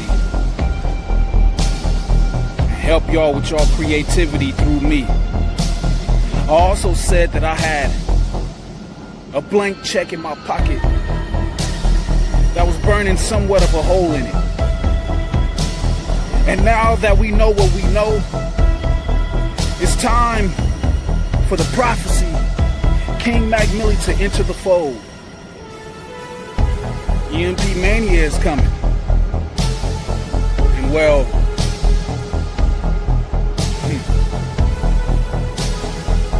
in a lack of better words, and a shout out to my nemesis, I'm gonna come too. To the man that holds that championship, and to the man that's challenging, and to anybody else involved in the scenario, it's time to up your game. Let's go.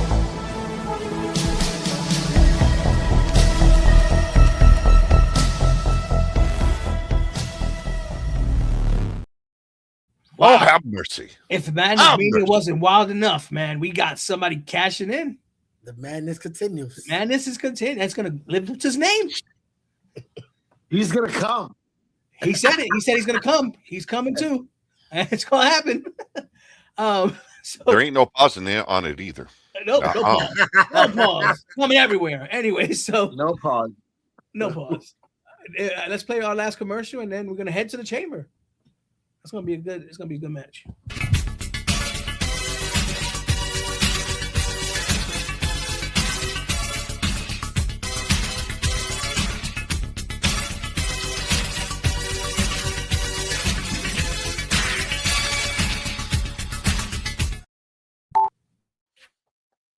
I like that name. That's pretty dope. You muted, Puto. Ladies and gentlemen. Now we what are we doing here? What are we doing here? Yeah, what are we doing? Are we fucking up again? Come on, Frank, production, let's go. You are muted still. You don't like unmuted. That was the commercial. That was it. That was a quick commercial. Can you guys hear me now? It came. Yeah, it's a lot of coming. He's disappointed now. His night was ruined. He's like, all right, let's just get through the rest of this damn show. That's not. Hold on. That's not how you spell that word, by the way. I won't expose you, but that's oh, 2 O's. It's crazy. Okay. Yeah. Y'all see that. Y'all see that. All right. You guys ready for the main event? Yes. So main event. I got a question. How this is gonna work? Let me explain how this is gonna work. Hold on, let Max say his question. Hold on. I got a question before you get out of that, because it might not make any sense to me or any difference. Did this fucking kid and that fucking hype that he did, was that an answer to my challenge? Was that an acceptance, or was he just in there talking shit and not saying shit at the same time? I think somewhere in that is probably a challenge. Somewhere in that is probably a challenge. Somewhere in there. Somewhere in there. We confirm or deny it. It wasn't much. Did y'all get anything on the back end? Like, was there anything said that I might have missed, or does it really matter at this point? Like, besides the usual. I mean, I'm just moving. I'm moving into special attraction mode, and I just don't waste my time with anybody. And he's been wasting my time for a long time. So I was just wondering if he actually accepted the match to lose or not. That's all. Is this AJ Storm? Are we talking about the US champ? Yeah, I'm talking about. Is that what he is? We'll see if he stood out after this match. Yeah, he is right now. So I don't have any high hopes for this kid. Wait a minute. So he accepted your challenge. Does this? We're gonna have to discuss if this becomes a U.S. championship match. Or I don't it's want just a that. match I don't walk want out of the that. champion. I don't want that if he happens to get out of here with it, which I highly doubt. But I don't need that. There's a whole different purpose and point to prove here. It might have been wrapped around the United States Championship, but he's got to prove that he's a United States champion at least once. But yeah, nah. You heard what I just said. My focus is on that world title. I don't need nothing else past that. Okay. All right. Keep that consolation prize if you can make it out of this chamber with it. We've got a lot of big things going on. A lot of big news is going to be coming over the next few weeks. I think before we go off the air tonight, we have two, I believe, big announcements that we're going to make on this show tonight. I want to first let everyone know exactly how this match is going to go down so you can understand it. This is the Elite Chamber. And if you were tapped in, you saw the lottery on Smart Psychology's network with Bluntman and Mac Millie. And you saw the order of the entrants. So here's what's going to happen. Two people are going to start. They're going to have their round. At the end of that round, there's a judgment on if someone is eliminated or not. We did a whole threshold. I'm not going to get too deep into that. You just need to know that you're going to know, did somebody get eliminated or did they move on? The next round, someone else will enter. We'll get 3 new promos. If there's 3 people that go on, 2 if there's somebody eliminated. At the end of that round, same thing. We'll see if anyone is eliminated and if anyone goes on. And that will continue until all 6 men have been entered into the match and everyone is eliminated. If we get down to a situation where there's 2-on-2, 1-on-1 in the finals, if we get to 1-on-1 in the finals, it becomes a regular match with a 3-minute time limit. The winner at the end will be your United States champion. Any questions from anybody here with us? Nope. Can I throw this out? The 3 judges involved in this match are on screen. So if you're going to bitch, contact yours truly. I got a size 15 for you. Myself, Wapo, and Mordecai. Papa Pete. Big Papa Pete. I like it. Big Papa Pete. We're the judges on this and made the decisions of this. But I think this is going to be a very entertaining match. I enjoyed putting it together. I know you two haven't seen it yet. Yeah, I gotta have the same stance that I had on the wheel selection, Blunt. I gotta make sure I'm cleaning out of this. Yeah. Everything's all good. Hey, I'm ready to give the fans what they're here for. A lot of people coming in and creeping in just for this match. So who are the first 2? Because I forget. Want to refresh me on? I believe it was one of our mystery. One of the mystery men. Yeah, for sure. Mm-hmm. For sure. And my newest signee, the Vagabond. Yeah. Yeah, that was the first two. Do I have to stay for this? No, you don't need. You don't. No, you can put your hands down, man. Okay. I thought about being a cop once when I was a child, and I said, "Fuck that nonsense." Put your hands down. You're not under arrest. I've done this a lot in my life, and I ain't never went nowhere. You know what I'm saying? Because I'm a G like that. You can't never stick or put nothing on me. You feel me? You can even cuff me if you like. I'll run away with those. I got a key in the room. You know what I'm saying? I have a new collection. But yeah, this match just feels so filthy to me because I know so much about it, but I didn't judge. Hey, well, I live a story life, but I guess let's see what happens in this chamber. Let's see what happens. I'm ready. Yeah, let's go. Start this chamber. Right, it's round 1 of the chamber, and we're starting out with. No, that's N-word America. Oh my God, versus Vagabond. Round 1. Holy shit! Fight. Mr. Nigga America. Really? Mr. Nigga America, that's what we doing?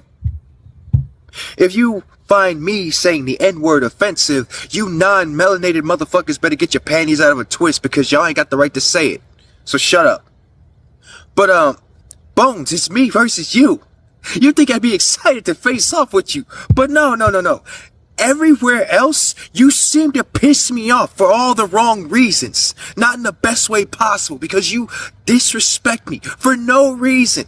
And I bet you're gonna get up here and say, hey, remember when Vagabond used to suck? Ain't nobody trying to hear that in 2026. I'm goated. I don't need anybody else to sing my fucking praises.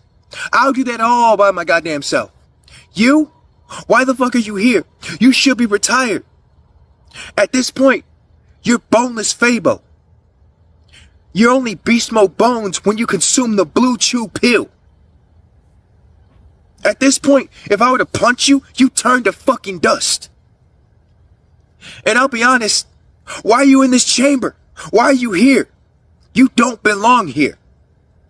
This is for everybody else that's still active. You're not active. You can take your TLDR list and shove it up your ass. Nobody gives two fucks about it. Not me, not anybody else. I'm looking right past you, bro. Because in the first round, you're gone. You're irrelevant. You're deleted. I've already surpassed you.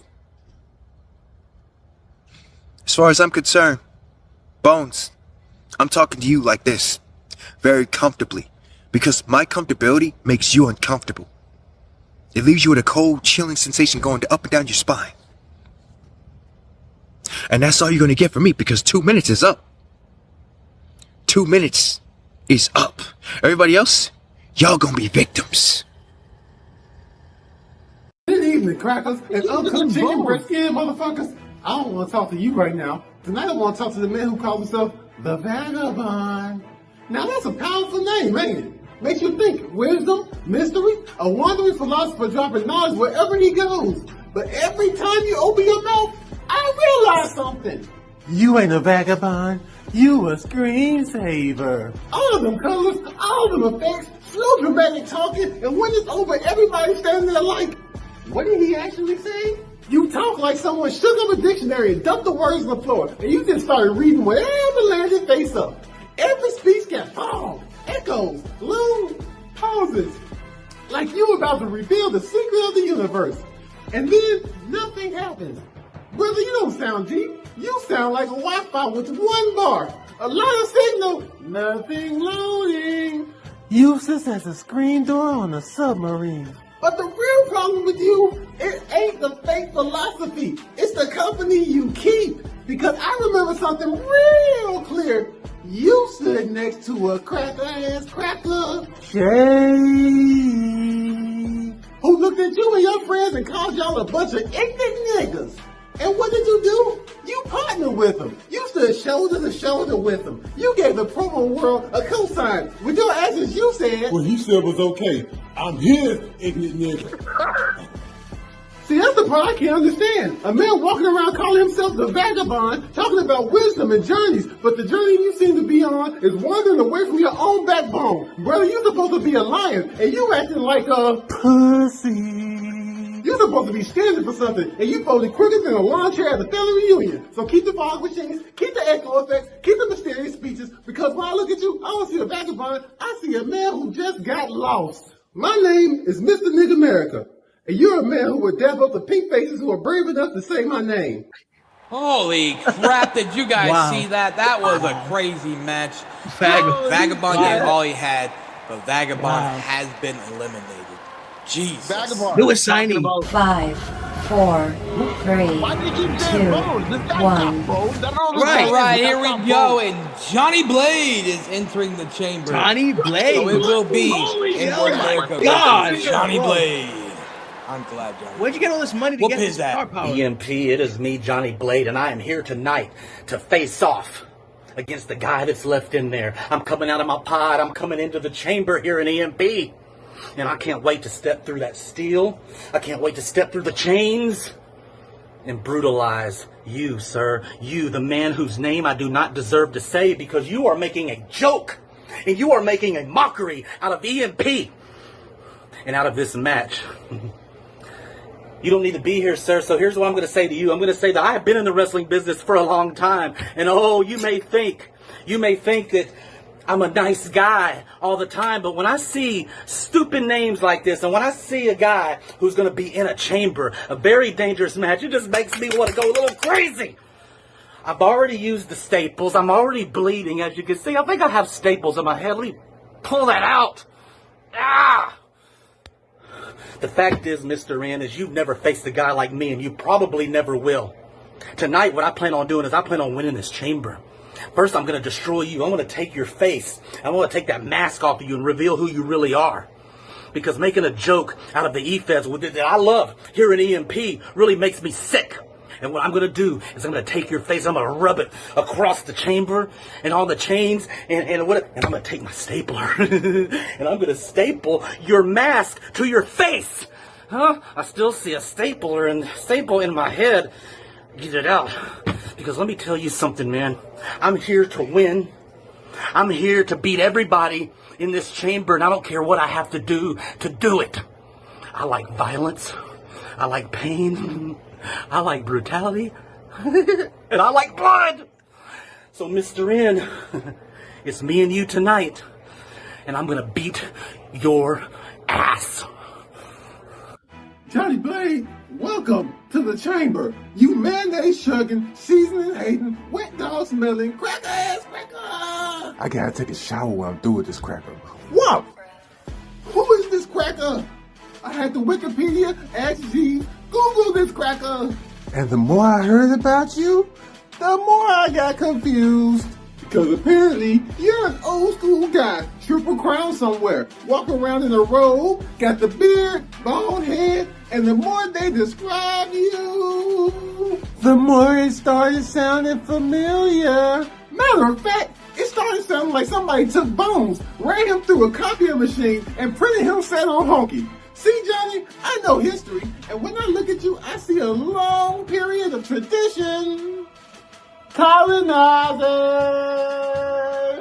People who look at something original, something with flavor, something that already belongs to someone else, and says, yeah, I'll take that and make it worse. You got a role, Bones had a role. You got the wild personality, Bones built his whole reputation off that energy. You got a beard, Bones got a beard. Only difference is, his had life in it. Yours was like Bones if someone left him in the dryer too long. Sweet potato pie is better than pumpkin. See what you did in inspiration? It's appropriation. You looked across the room, saw the sauce, and tried to bottle it for yourself. But the problem with copying greatness is eventually you get compared to the original influence. A 300C is cool until a Phantom pulls up. Now, normally I would tell you to step outside so we can handle this like men, but we're locked in an elimination chamber. So, Johnny Blade, you can keep the robe, you can keep the beard, you can keep pretending you discovered something. I bet you love Columbus Day. But America knows. The real America. Say my name. I dare you. I'll say it with you. Let's do it together. Mr. Nig America! 5, 4, 3, 2, 1. All right, it looks like Johnny Blade is moving on to round 3, and incoming round 3, we got the champ, AJ Storm. Oh, this is gonna be good. Good luck, AJ. You know, ladies and gentlemen, I'm the United States champion of EMP. And I really don't care who I have to go against because I am the champion. And obviously, they're going to stick me in this fucking elimination chamber to try to prove some kind of ill-fated point. Because most people decide that they want a vendetta against me. I don't care who's in the chamber. I don't care what number anybody comes out. Because I am going to very, very unexpectedly diss everybody.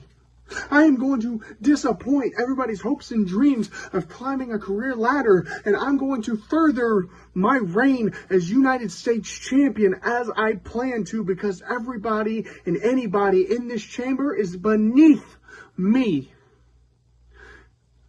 Because ain't nobody got balls anymore. Everybody's all for the glitz and the glamour. Well, me, I might as well be the last of my kind, because, well, I kind of am.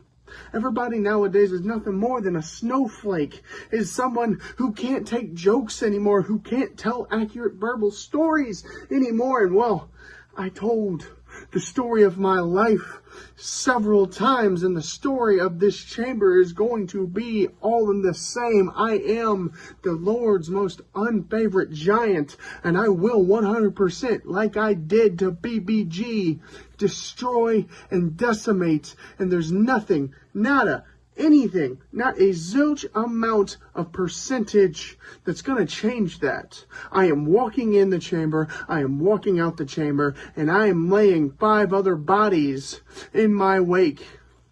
I am going on the warpath. I am going to do what I say I'm going to do.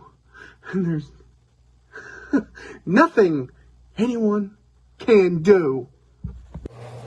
EMP, we are back and the chamber pod is opening, and here comes AJ Storm to face myself and Mr. N. Mr. N, the blood has stopped flowing, as you can see, because Johnny Blade now is in firm control.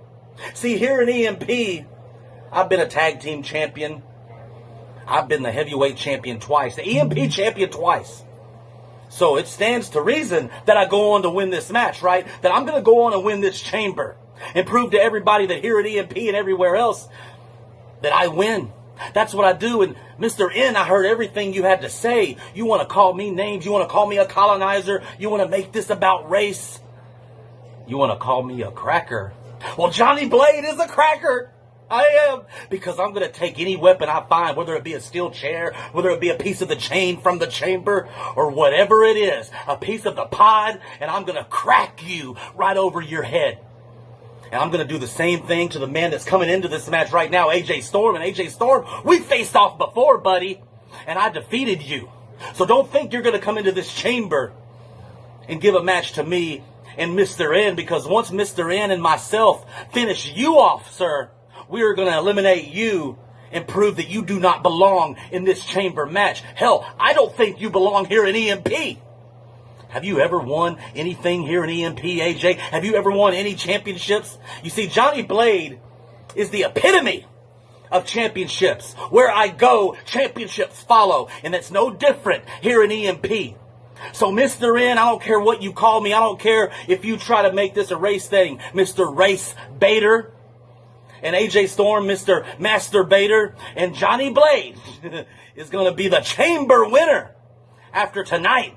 And I'm going to go on and prove that I am the best right here in Elite Madness Promotions. Look at what it took for Johnny Blade to survive the last round. Look how much blood that man had to spill just to try and mimic my natural entertainment value. Stapling his own head, bleeding everywhere, staring off screen for a few seconds like he was worried somebody backstage was about to run in and tell him to stop. I hope you win this round, because you're going to have to step it up from Staples, and it'll be a worthwhile sacrifice for me to lose to you if it means you have to slit your throat to be more entertaining than last time. And while everybody is over there trying to figure out what Johnny was even talking about, look over there. This pod just opened, and here comes AJ Storm, the United States champion, stepping out like that bell alone is supposed to change the temperature in the room. But hold on, let's go back to Johnny for a second.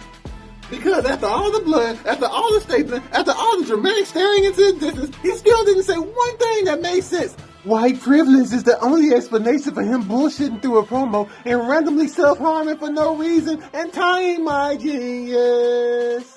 Can someone please get this herpes-contaminated blood cleaned up? And while the crowd's realizing that they don't remember a single line from Johnny Blade last round, look back over here at AJ Storm, U.S. champion, still looking like a man who smells like a house without running water. You know the type of house I'm talking about. Turn the handle of his house and only roaches come out the faucet. Water bill never get paid. Cause his mama paid the meth bill. Now look back at Johnny Blade again. Because on top of all the blood and confusion, this man showed up in a Disney shirt looking like he pulled it out of a truck stop lost and found box. And while we talk about where AJ lives, let's talk about how Johnny looks and smells. Like he lives next door to Master Splinter and his 4 foster turtles. And as ridiculous as that looks, look at AJ Storm standing there with the United States Championship like the belt is supposed to make him dangerous. A title doesn't fix hygiene, and it definitely doesn't fix bad decisions. You came from nothing, and you lived up to all the expectations. Your mom ain't got no place to stay, and you stayed with her. And at this point, you already know my name. Oh my God! Holy the champ crap. was eliminated. He's eliminated. Well, Now we will there's be gonna crowning a new US U.S. champ champion no matter tonight. what.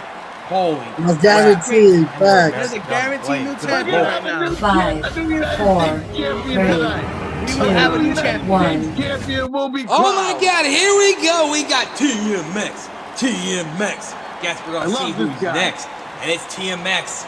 Can TMX make it? Well, we're gonna find out. It's officially time for TMX to get inside the chamber, for me to come out of the pod, and for me to become the new EMP United States Heavyweight Champion. God, I hate you. And I gotta go through Johnny Blade. I gotta go through Ed America. I don't give a damn who the hell Ed America is, but I know Johnny Blade pretty well. He's been all over the promo-verse. He's a legend in this business. But Johnny Blade and Ed America have no idea who they're stepping in this chamber with. 10 tons of steel, 36 feet in diameter, 2 miles of chain. Oh, there's going to be so much pain for Johnny Blade and Ed America. When TMX is inside this chamber, he excels.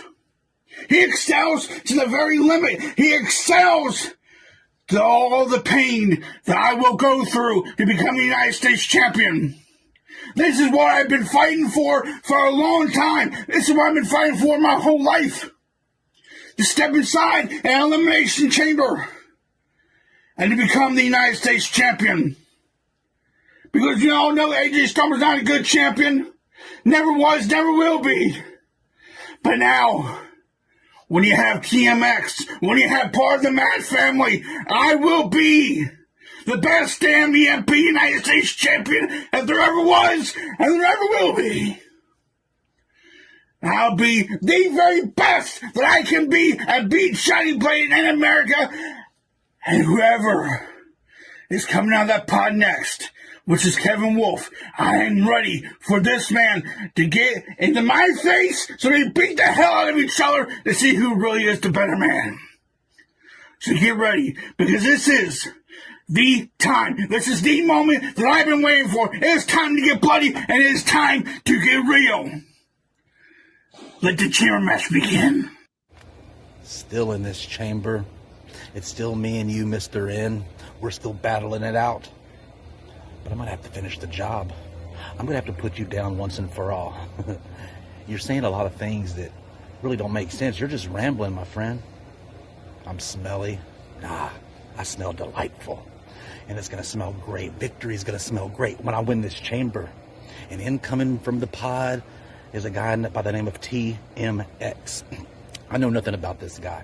I looked him up a little bit, and it's a guy that may be just a little bit bigger than me. Should I be intimidated? No. I face guys way bigger than me.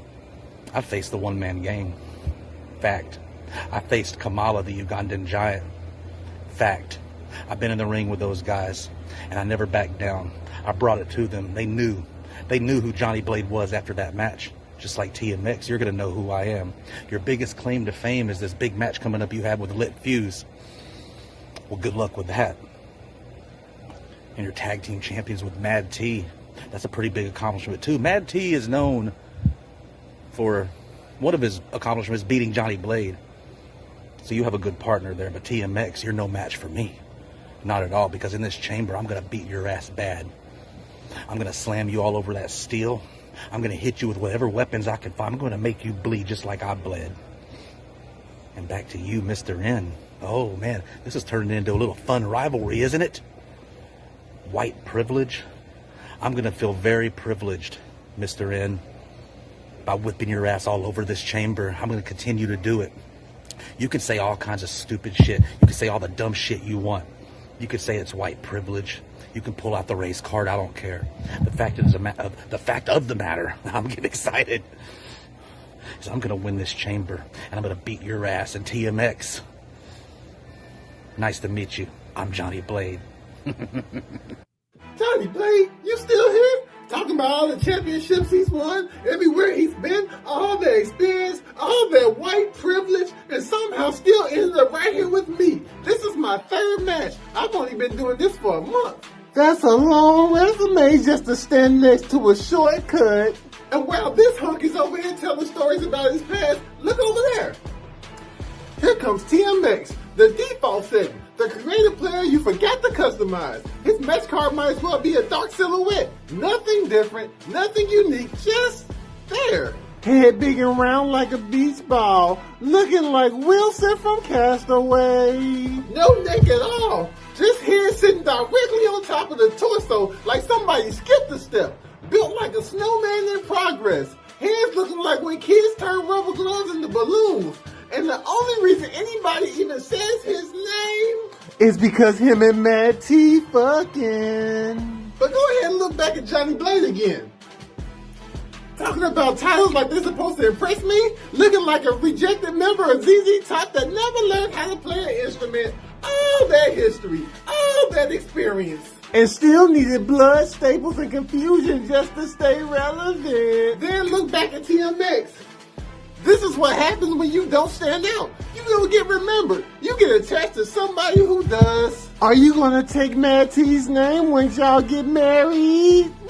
These curdled milk, missing chromosome, alabaster alligator, cauliflower, dough donut, failed Frankenstein experiment, cracker ass crackers could never fuck with America, the real America, your next U.S. champion. Say it with me. Oh my God! Like both. Holy crap! Inward America, Johnny Blade is just running rat shot right now. Sorry, TMX. Good luck next time. 5, 4, 3, 2, 1. All right, here we go. Last snap. round, we Kevin got Wolf. Kevin Wolf entering the chamber. got Can Kevin Kevin Wolf do it? versus Who is Johnny walking Blade away U.S. champion? Let's versus find out. in America. Bob Man. This moment in time, I have said it as loud as I possibly could. It is my time. And it has led me home. It has led me back to where it all began for me. An animal in a cage. Because that's exactly what I am.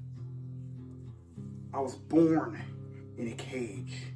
Constricted by steel. Constricted by glass. But now, I get to feed that animal after all. This time, I get to finally become what I've always been. This animal becomes a monster. Mr. America, Johnny Blade, you don't understand what you have gotten yourself into. You have lasted this long just so the animal can feed, to drink the blood of my opponent, to hear the sound of you screaming as the bones break, and all I can do is laugh as your face is in agony. Tonight, I become what I've always should have been, and I etch my name in history as I become your new United States champion. Welcome to your nightmare. The end begins. The chamber continues. And for some reason, myself and Mr. N are still alive. And Mr. N, man, it's been fun going at it back and forth with you. But the thing is, you guys, people were saying that I'm running out of material. I'm running out of things to do, running out of things to say. Johnny Blade never runs out of things to say. Because, Mr. N, I've been wondering this whole time, what is up with the mask? I have a feeling I know who you are. But it doesn't matter. What I'm going to do is I'm just going to break your bones. I'm going to break them in this chamber. I'm going to hurt you. I'm going to hurt you really bad. But I've been curious as to why you wear that mask. Are you wanted by the law, Mr. N? I mean, that is a strange name to have. In disguise, incognito. Are you just plain ugly? Do you owe child support to your baby mama? And you're trying to escape? It could be anything, man. But now we got Kevin Wolf coming in here. And Kevin Wolf is somebody who I have a lot of history with. Kevin Wolf is someone who I've held the tag team titles with here in EMP. But Kevin, you know you and I can work together and get this idiot out of here. You know we can. But you're going to come in here and you're going to be stupid and you're going to come at me. And that's something you don't want to do, Kevin, because you and I have had many matches before, and I've beaten you every single time. Every single time. You've tried to take championships from me. You couldn't do it. You tried to beat me in regular matches. You couldn't do it. What makes you think you're going to come in here into this chamber and knock me out? You sure as hell aren't going to do that. Kevin, I have your number. And your number's up. Your days are numbered in this chamber because, you know, it's time for you to go. You just came in and it's time for you to go. And Mr. N, it's down to me and you again, isn't it? Let me tell you something. I'm never going to run out of things to say. I'll just ramble the same shit if I have to, but I didn't this time. It was actually something a little bit different. Mr. N, Kevin Wolf, Johnny Blade is still here, and Johnny Blade will be an EMP for a very long time. Why are you still here, Johnny Blade? Talking about who we face, name dropping legends, one man gang, Kamala. Like that's supposed to impress me? Because if name dropping your biggest opponents gets you over, let me name drop mine. Systemic racism, a broken home, the United States itself. And look how that turned out. I didn't just survive, I won. I'm a highly educated homeowner. That's the difference between me and you, Johnny. You faced those men and got your ass whooped. I face something bigger, and I beat it like my dick when I'm watching a flick. Now the pod door open, and we gotta deal with Kevin Wolf. They say you still trying to finish your story. Nigga, you can't even finish a haircut. Are you even a nigga? I can't be racist when I can't tell what the race is. You look like what I imagine Gandhi looked like when he got out of prison. You look like Aziz Ansari preparing for a prehistoric role. You look like Captain Caveman.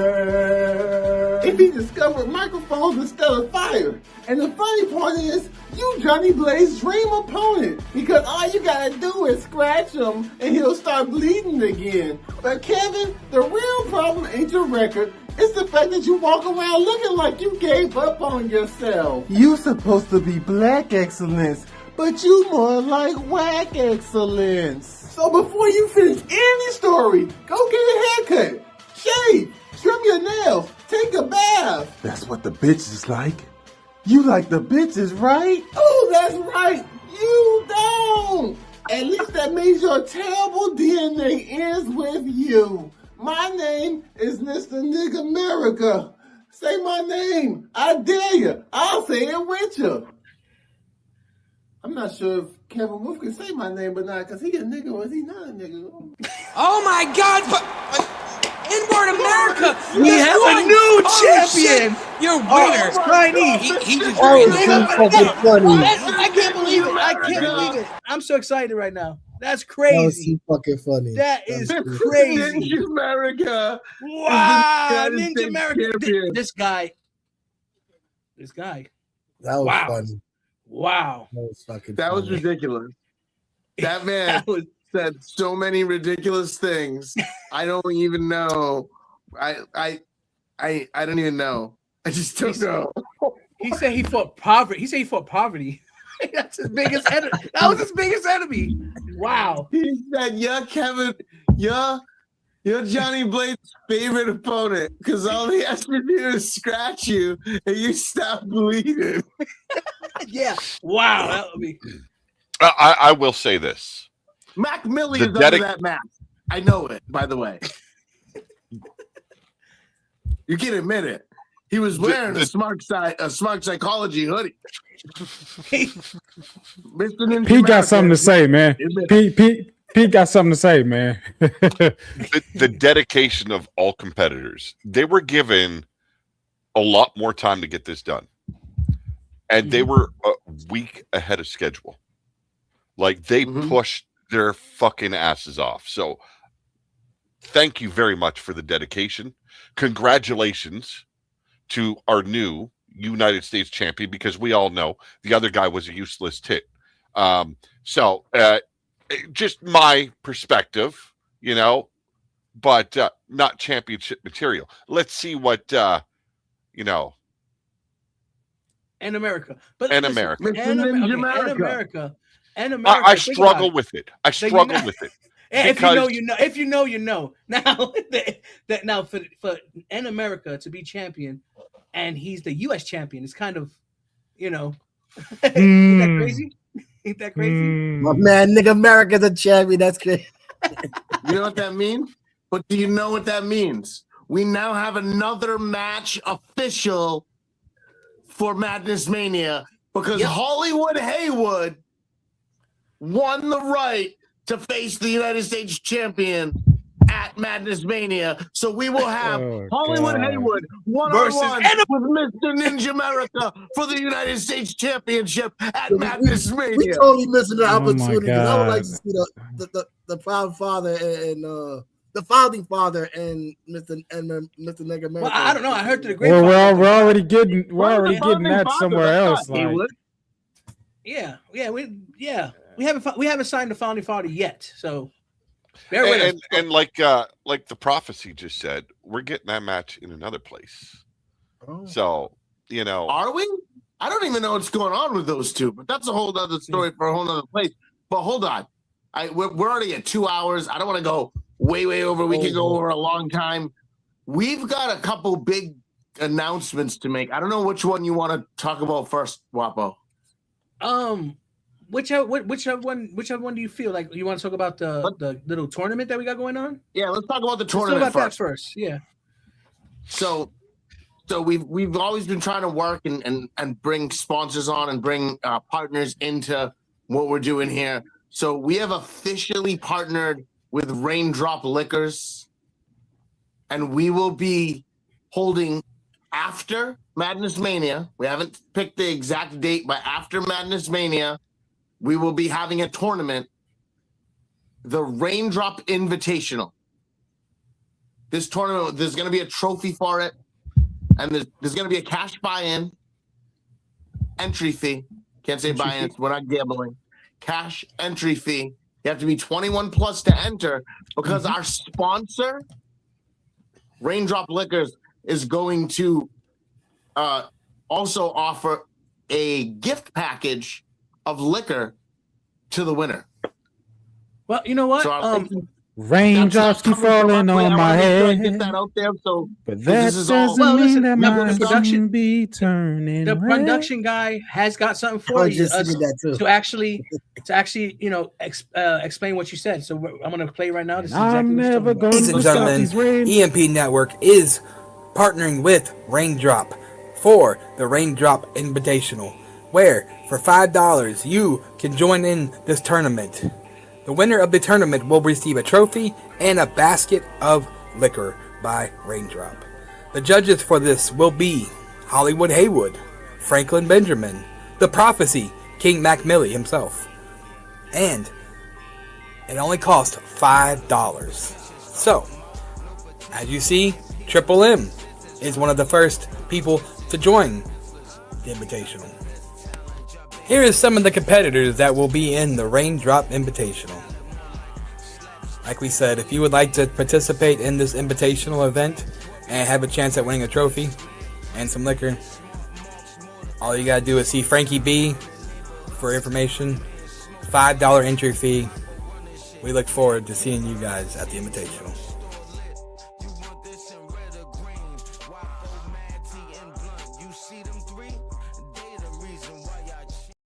I don't know if you guys knew he just actually put it out there today, and we already got almost 6 people. And I don't know I don't know if there's any limited spaces, but you guys better join because there's a lot of stuff from a scorned former general manager of EMP.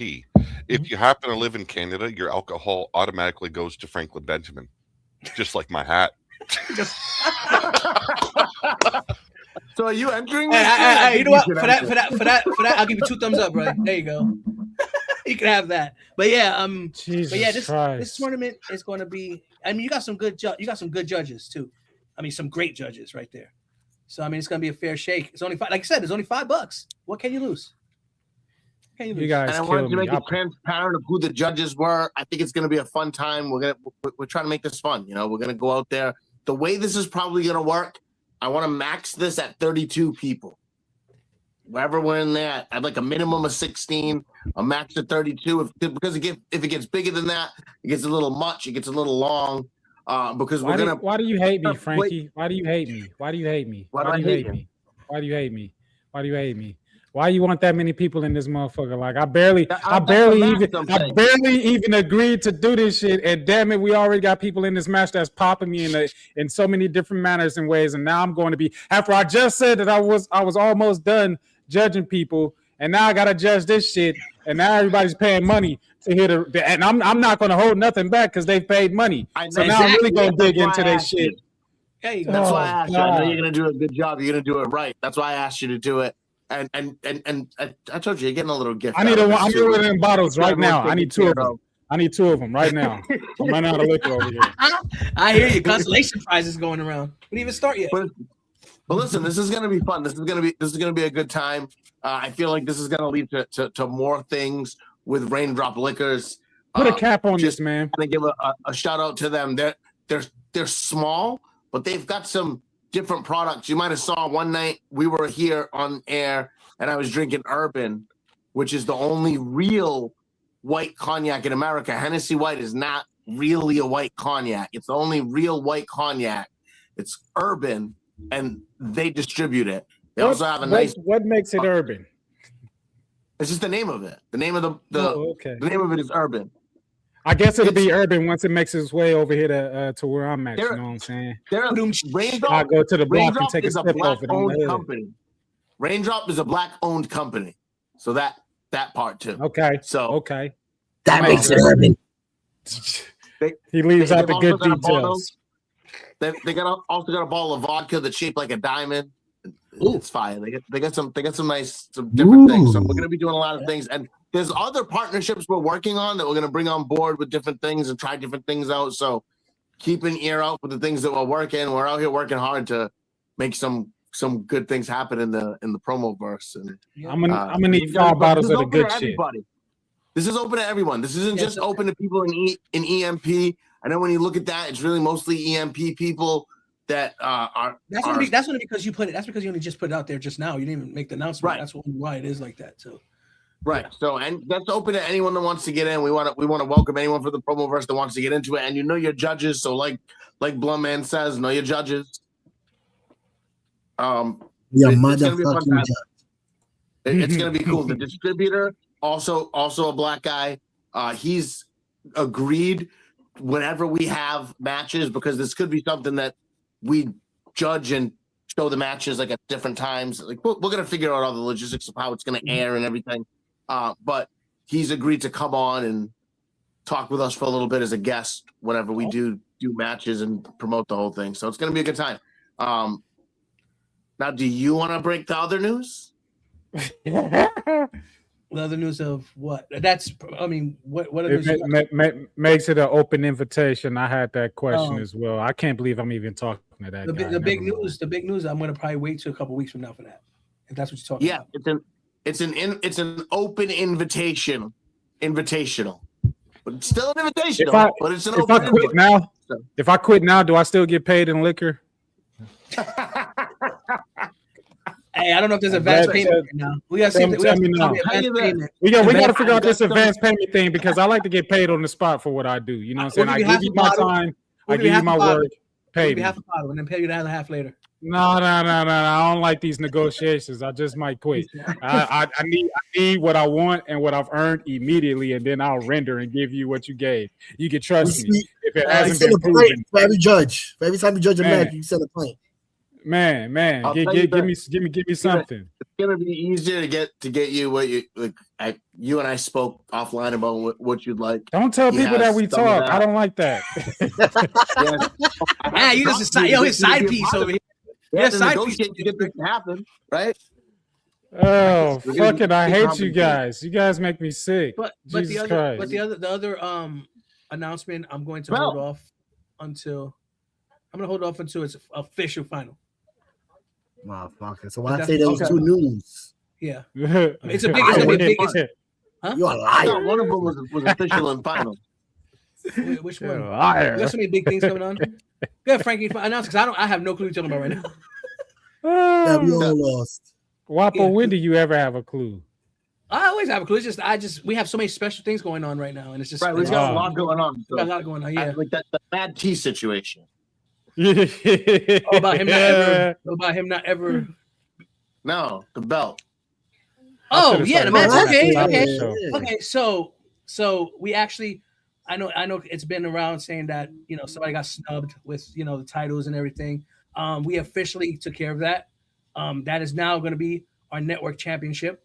But we stepped in and we made sure that everything was paid for, everything was done, and so we cleared our names and everything. So everything's good. Everything's good to go. I would say our names. Clear Mad But T. you know what I mean? Yeah, I mean, we did what we needed to do. But you guys washed that stain somewhat off of EMP. And what's going to make it better is if you guys are honorable with that, which I'm pretty sure with some of the judges here, it can happen. And it will be the official world title of EMP, will it not? No. There's more news to come. That's what I'm saying. There's more news to go. More news to go. But we're gonna wait on that. Yeah. But for right now, that title is gonna become the network championship, which means that title now belongs to Allison Black. Yeah. So, I've never shaken my head on the show so much, but I think tonight might be the one. Well, why are you shaking your head, bub? I mean, well, it's just a lot. It's just a lot. But I've been telling y'all, and I've been telling y'all in hypes, and I told y'all here tonight.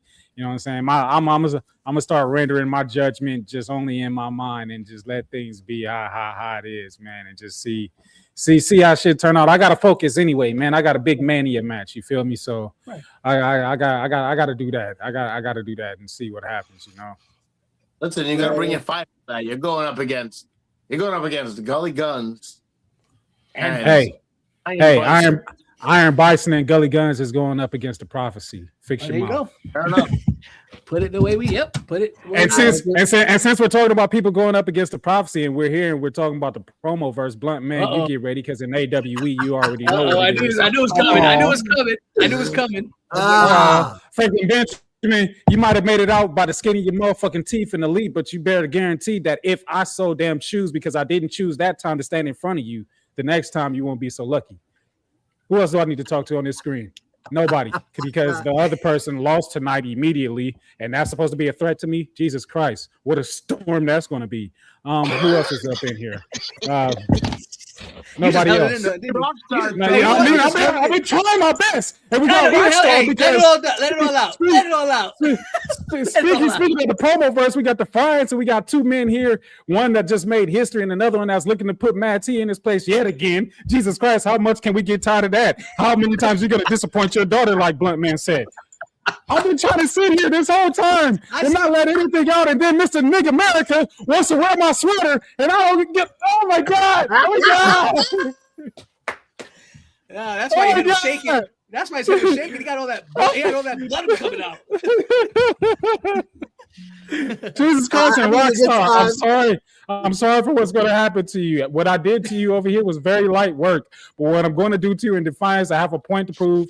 And unfortunately, as much fake news as that guy Franklin Benjamin does spew out of his motherfucking mouth, he did say something that is slightly true.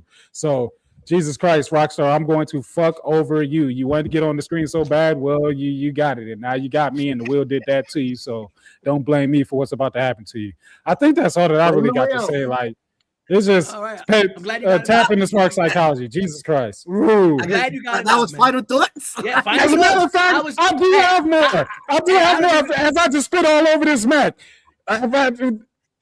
Stay tuned to Smart Psychology Podcast. I hear that there's a special episode of Good Golly Psychology dropping maybe tomorrow. You never know. But Jesus Christ, just stay fucking tuned, because a lot of people have my name in their mouth across this promo verse. Even when I'm not paying attention to them, I got people coming to me saying this person said your name, or your name was mentioned in this promo over here, or this was said over there. I'm the most popular person, and I never wanted to be, but I always wanted to be because it was always within my scheme. But Jesus Christ, damn it, Do all of you have to fucking just come take a bite off of me? I guess that's what it is. Y'all all want the fucking rub. We all need Mac Millie. Hey, can you do this? Can you do that? From in front of the scenes to behind the scenes. And nobody's really listening to me, but it's all good because that's the way it was always supposed to be. You know. Oh man, and the BWO is coming up too, right? Jesus Christ, go watch that show. I did something at the end of it. I need you right now. Good golly, psychology. We have the top 10. When is that coming out? Man, that might be the show that might be dropping tomorrow. You never know. Just stay tuned. And it's some interesting things that's been said on there. So I heard. It's man. I'm having a lot of fun, ain't I? Jesus Christ, people, leave me alone. Leave me alone. Leave me alone. Big Papa, nobody's friend. What you got going on, man? Oh hell, let's see. We're in the finals of Block A in the Ascension tournament. It was a round robin. The consequences for losing 3 in a row had people tossed the fuck out of the tournament. So it comes down in Block A. We'll get to that. We don't give away everything on one spot. We don't rub our nuts on the chins unless it's well deserved. Okay. Well, I'm gonna rub my nuts on Bluntman's chin because it's well deserved. Talking all that shit in the locker room. Block A in the finals of the Ascension tournament comes down to Bluntman and the Prophecy, King Mac Millie. That right there, that's going to be a big fucking match right there. I know it. Block B is in the semifinals because Block A couldn't get right. Okay. But it comes down to Franklin Benjamin and El Wapo and Triple M and Vacant Veil. Those are 2 very interesting matches right there for Block B. Not just the fact that Franklin Benjamin and Vacant Veil are tied, but the fact that, it could hinge on Franklin Benjamin and Vacant Veil in the finals of Block B. That there, I'm intrigued by because those 2 motherfuckers. Ain't they undefeated like me too? I think all of them. You are undefeated as well. The thing is, though, they managed to get 2 points extra because of promos of the night. So they do have a couple of extra points. Now, in the grand scheme of things, Block A, the one that has won the most, just like a round robin, is the man that will face the guy in Block B that has the most accumulated points. It is a simple thing. What guarantees it, though, is that the guys in the semifinals, and I would have to say quarterfinals, would be automatically staying in the World Heavyweight division. Now, I did make a match, which needs a little bit explaining. I'm sorry I'm getting a little bit long-winded. I'm trying to push myself through it as quickly as possible. We will see Pretty Petty Peterson, not Patterson, Peckerson, taking on Vitalin in I dubbed it as a gatekeepers match to the light heavyweight. What this means is they automatically become the #1 contender for the light heavyweight title. The motherfuckers that couldn't get right, they have to work their asses off to become #1 contender in order to face one of those 2. All right. I'm not just going to just hand shit out. You're going to work for it. That's what Apex Wrestling is all about. You'll work your ass off for it. Merit means something in AWE. And if you ain't pushing, well, you definitely ain't getting the grind. I hear that. Hey, Blunt, get ready for that division, man. I know you're not going to have 3 losses in a row, but it's going to feel like it, and we're going to have to drop you down there to get your confidence back. Franklin Benjamin, what you got to say, buddy? So, watch the next blueprint because the next blueprint happened on April the 10th, and on that day, my mentor Don Krypton, who is right now celebrating being the longest ever PWO World Champion, the longest ever Foundation World Champion, will no longer be the longest Foundation World Champion because Franklin Benjamin becomes the longest champion in Foundation history. And we're going to have a celebration on the blueprint, and it's going to be huge. And he's going to come. This on my, on my fucking He's show. going to come. on my show. Foundation is my show. Nobody wants to sit and watch this. It's all good. I got words for him too. If he survives what. Ooh, the promo version he fed is pissing me off. If it was your show, it might be Phil Marshall's show now. Oh, you know what? Ouch. What things look like on the outside may not be what they appear to be on the inside. And if you were in the inside like I was, which you never have been and you never will be, then you would know what I know, and it's all good. But it's okay. Phil Marshall did burn me, but the fire that I got coming from me right now is fit to burn everybody else because of what's been going on and the things that I know and the things that I see. So it's all good. It's all good. Talk what you want to talk. The confirmation is going to come through me, for I am the prophecy. You already know. You already know. Yeah, I'm on fire, so it's time to light up a blunt and smoke that shit next, and everything else that's coming up. Speaking of blunt, I'm crazy shit. I've heard that line before, so hopefully it's all good. It's all good. It's all good. Why you think I'm giving it to you for free? Heard when it comes to my name, I'm giving you things. I'm giving you things that you're used to for free, so you can pay for the knowledge. Respect this man and AWE. You know what I'm saying? The company I like to call. You gonna be saying when the loss comes for you? See, that's a different money though. See, isn't it H go That's the words you're gonna be saying. It's okay though. But watch me respect this man. You know what I'm saying? And then in Foundation, watch me respect Dante Black. It's been a very good. Now that one I'll give you. You know what I'm saying? So until then, you know, watch EMP. That's around your talent level. You can handle that. You know what I'm saying? That's where you at right there. That's crazy. This Kevin is coming from somebody I just lost. Dante Black. And again, everybody likes to bring that up. I made Jack Saban famous within design. I gave him that win. I made him famous. Everybody mentions that now, and I wonder why. Whose mind did that come from? Whose design was that? But everybody wants to make it look like it's an inferior thing. No, I'm greater than you. I did something that you could never do. I got people talking about Jack Saban and mentioning me in every match that they see that man in. Bro, I had people talking about Mad T. What are you talking about? Everybody talks about Mad T. I had a fucking comical TV show about that motherfucker. I laughed at him.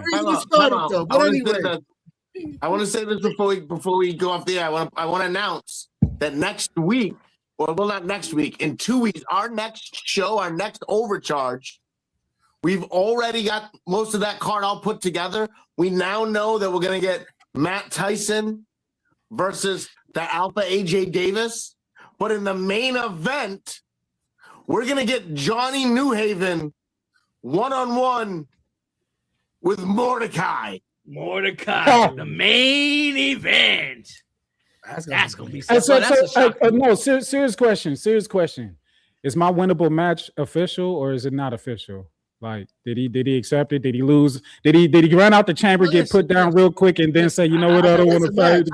I'll tell you what. Let's have a bonus match. We'll have Mac Millie versus AJ Storm. I feel like he accepted the match. No, he's accepted it now. He accepted it now. I mean, is that why he lost so quickly in the chamber? Because he was like, never mind this. Let me just go ahead and get this up so I can focus fully on Mac Millie. Is that what he did there? I believe that's what it was. I believe that's what it was. No. Let's be truthful. I mean, I did notice there was a lot of boxes in his promo, so I was wondering if he was going to open some of them and chop himself up and get inside of them.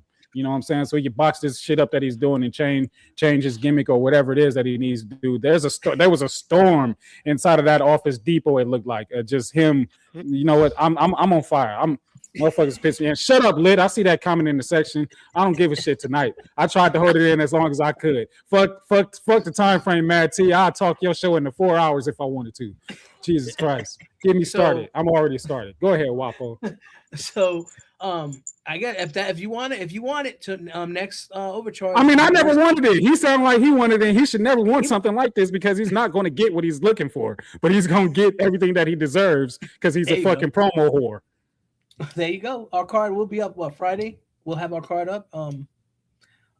Anybody else got anything to say before I go ahead and cut it off? Yep. Would it be is he requesting a special stipulation? Yeah, do that. Request a special stipulation. Make yourself look some type of good. All right, I will talk to him after we get off the air, and I will make that happen. Now, when you see up there with advanced.emp network code, that's for our new sponsors with Dubby and Advance. If you use those codes, you get 10% off of W and 20% off of Advance. Yeah, we're starting to partner with people and stuff like that. I hope you guys enjoyed the show. I enjoyed it. It was a hell of a show. We had 2 new champions changed hands, and man, I think it was a banger. So if nobody else got anything to say, I'm ready to let us off the air. I'm about to start charging EMP.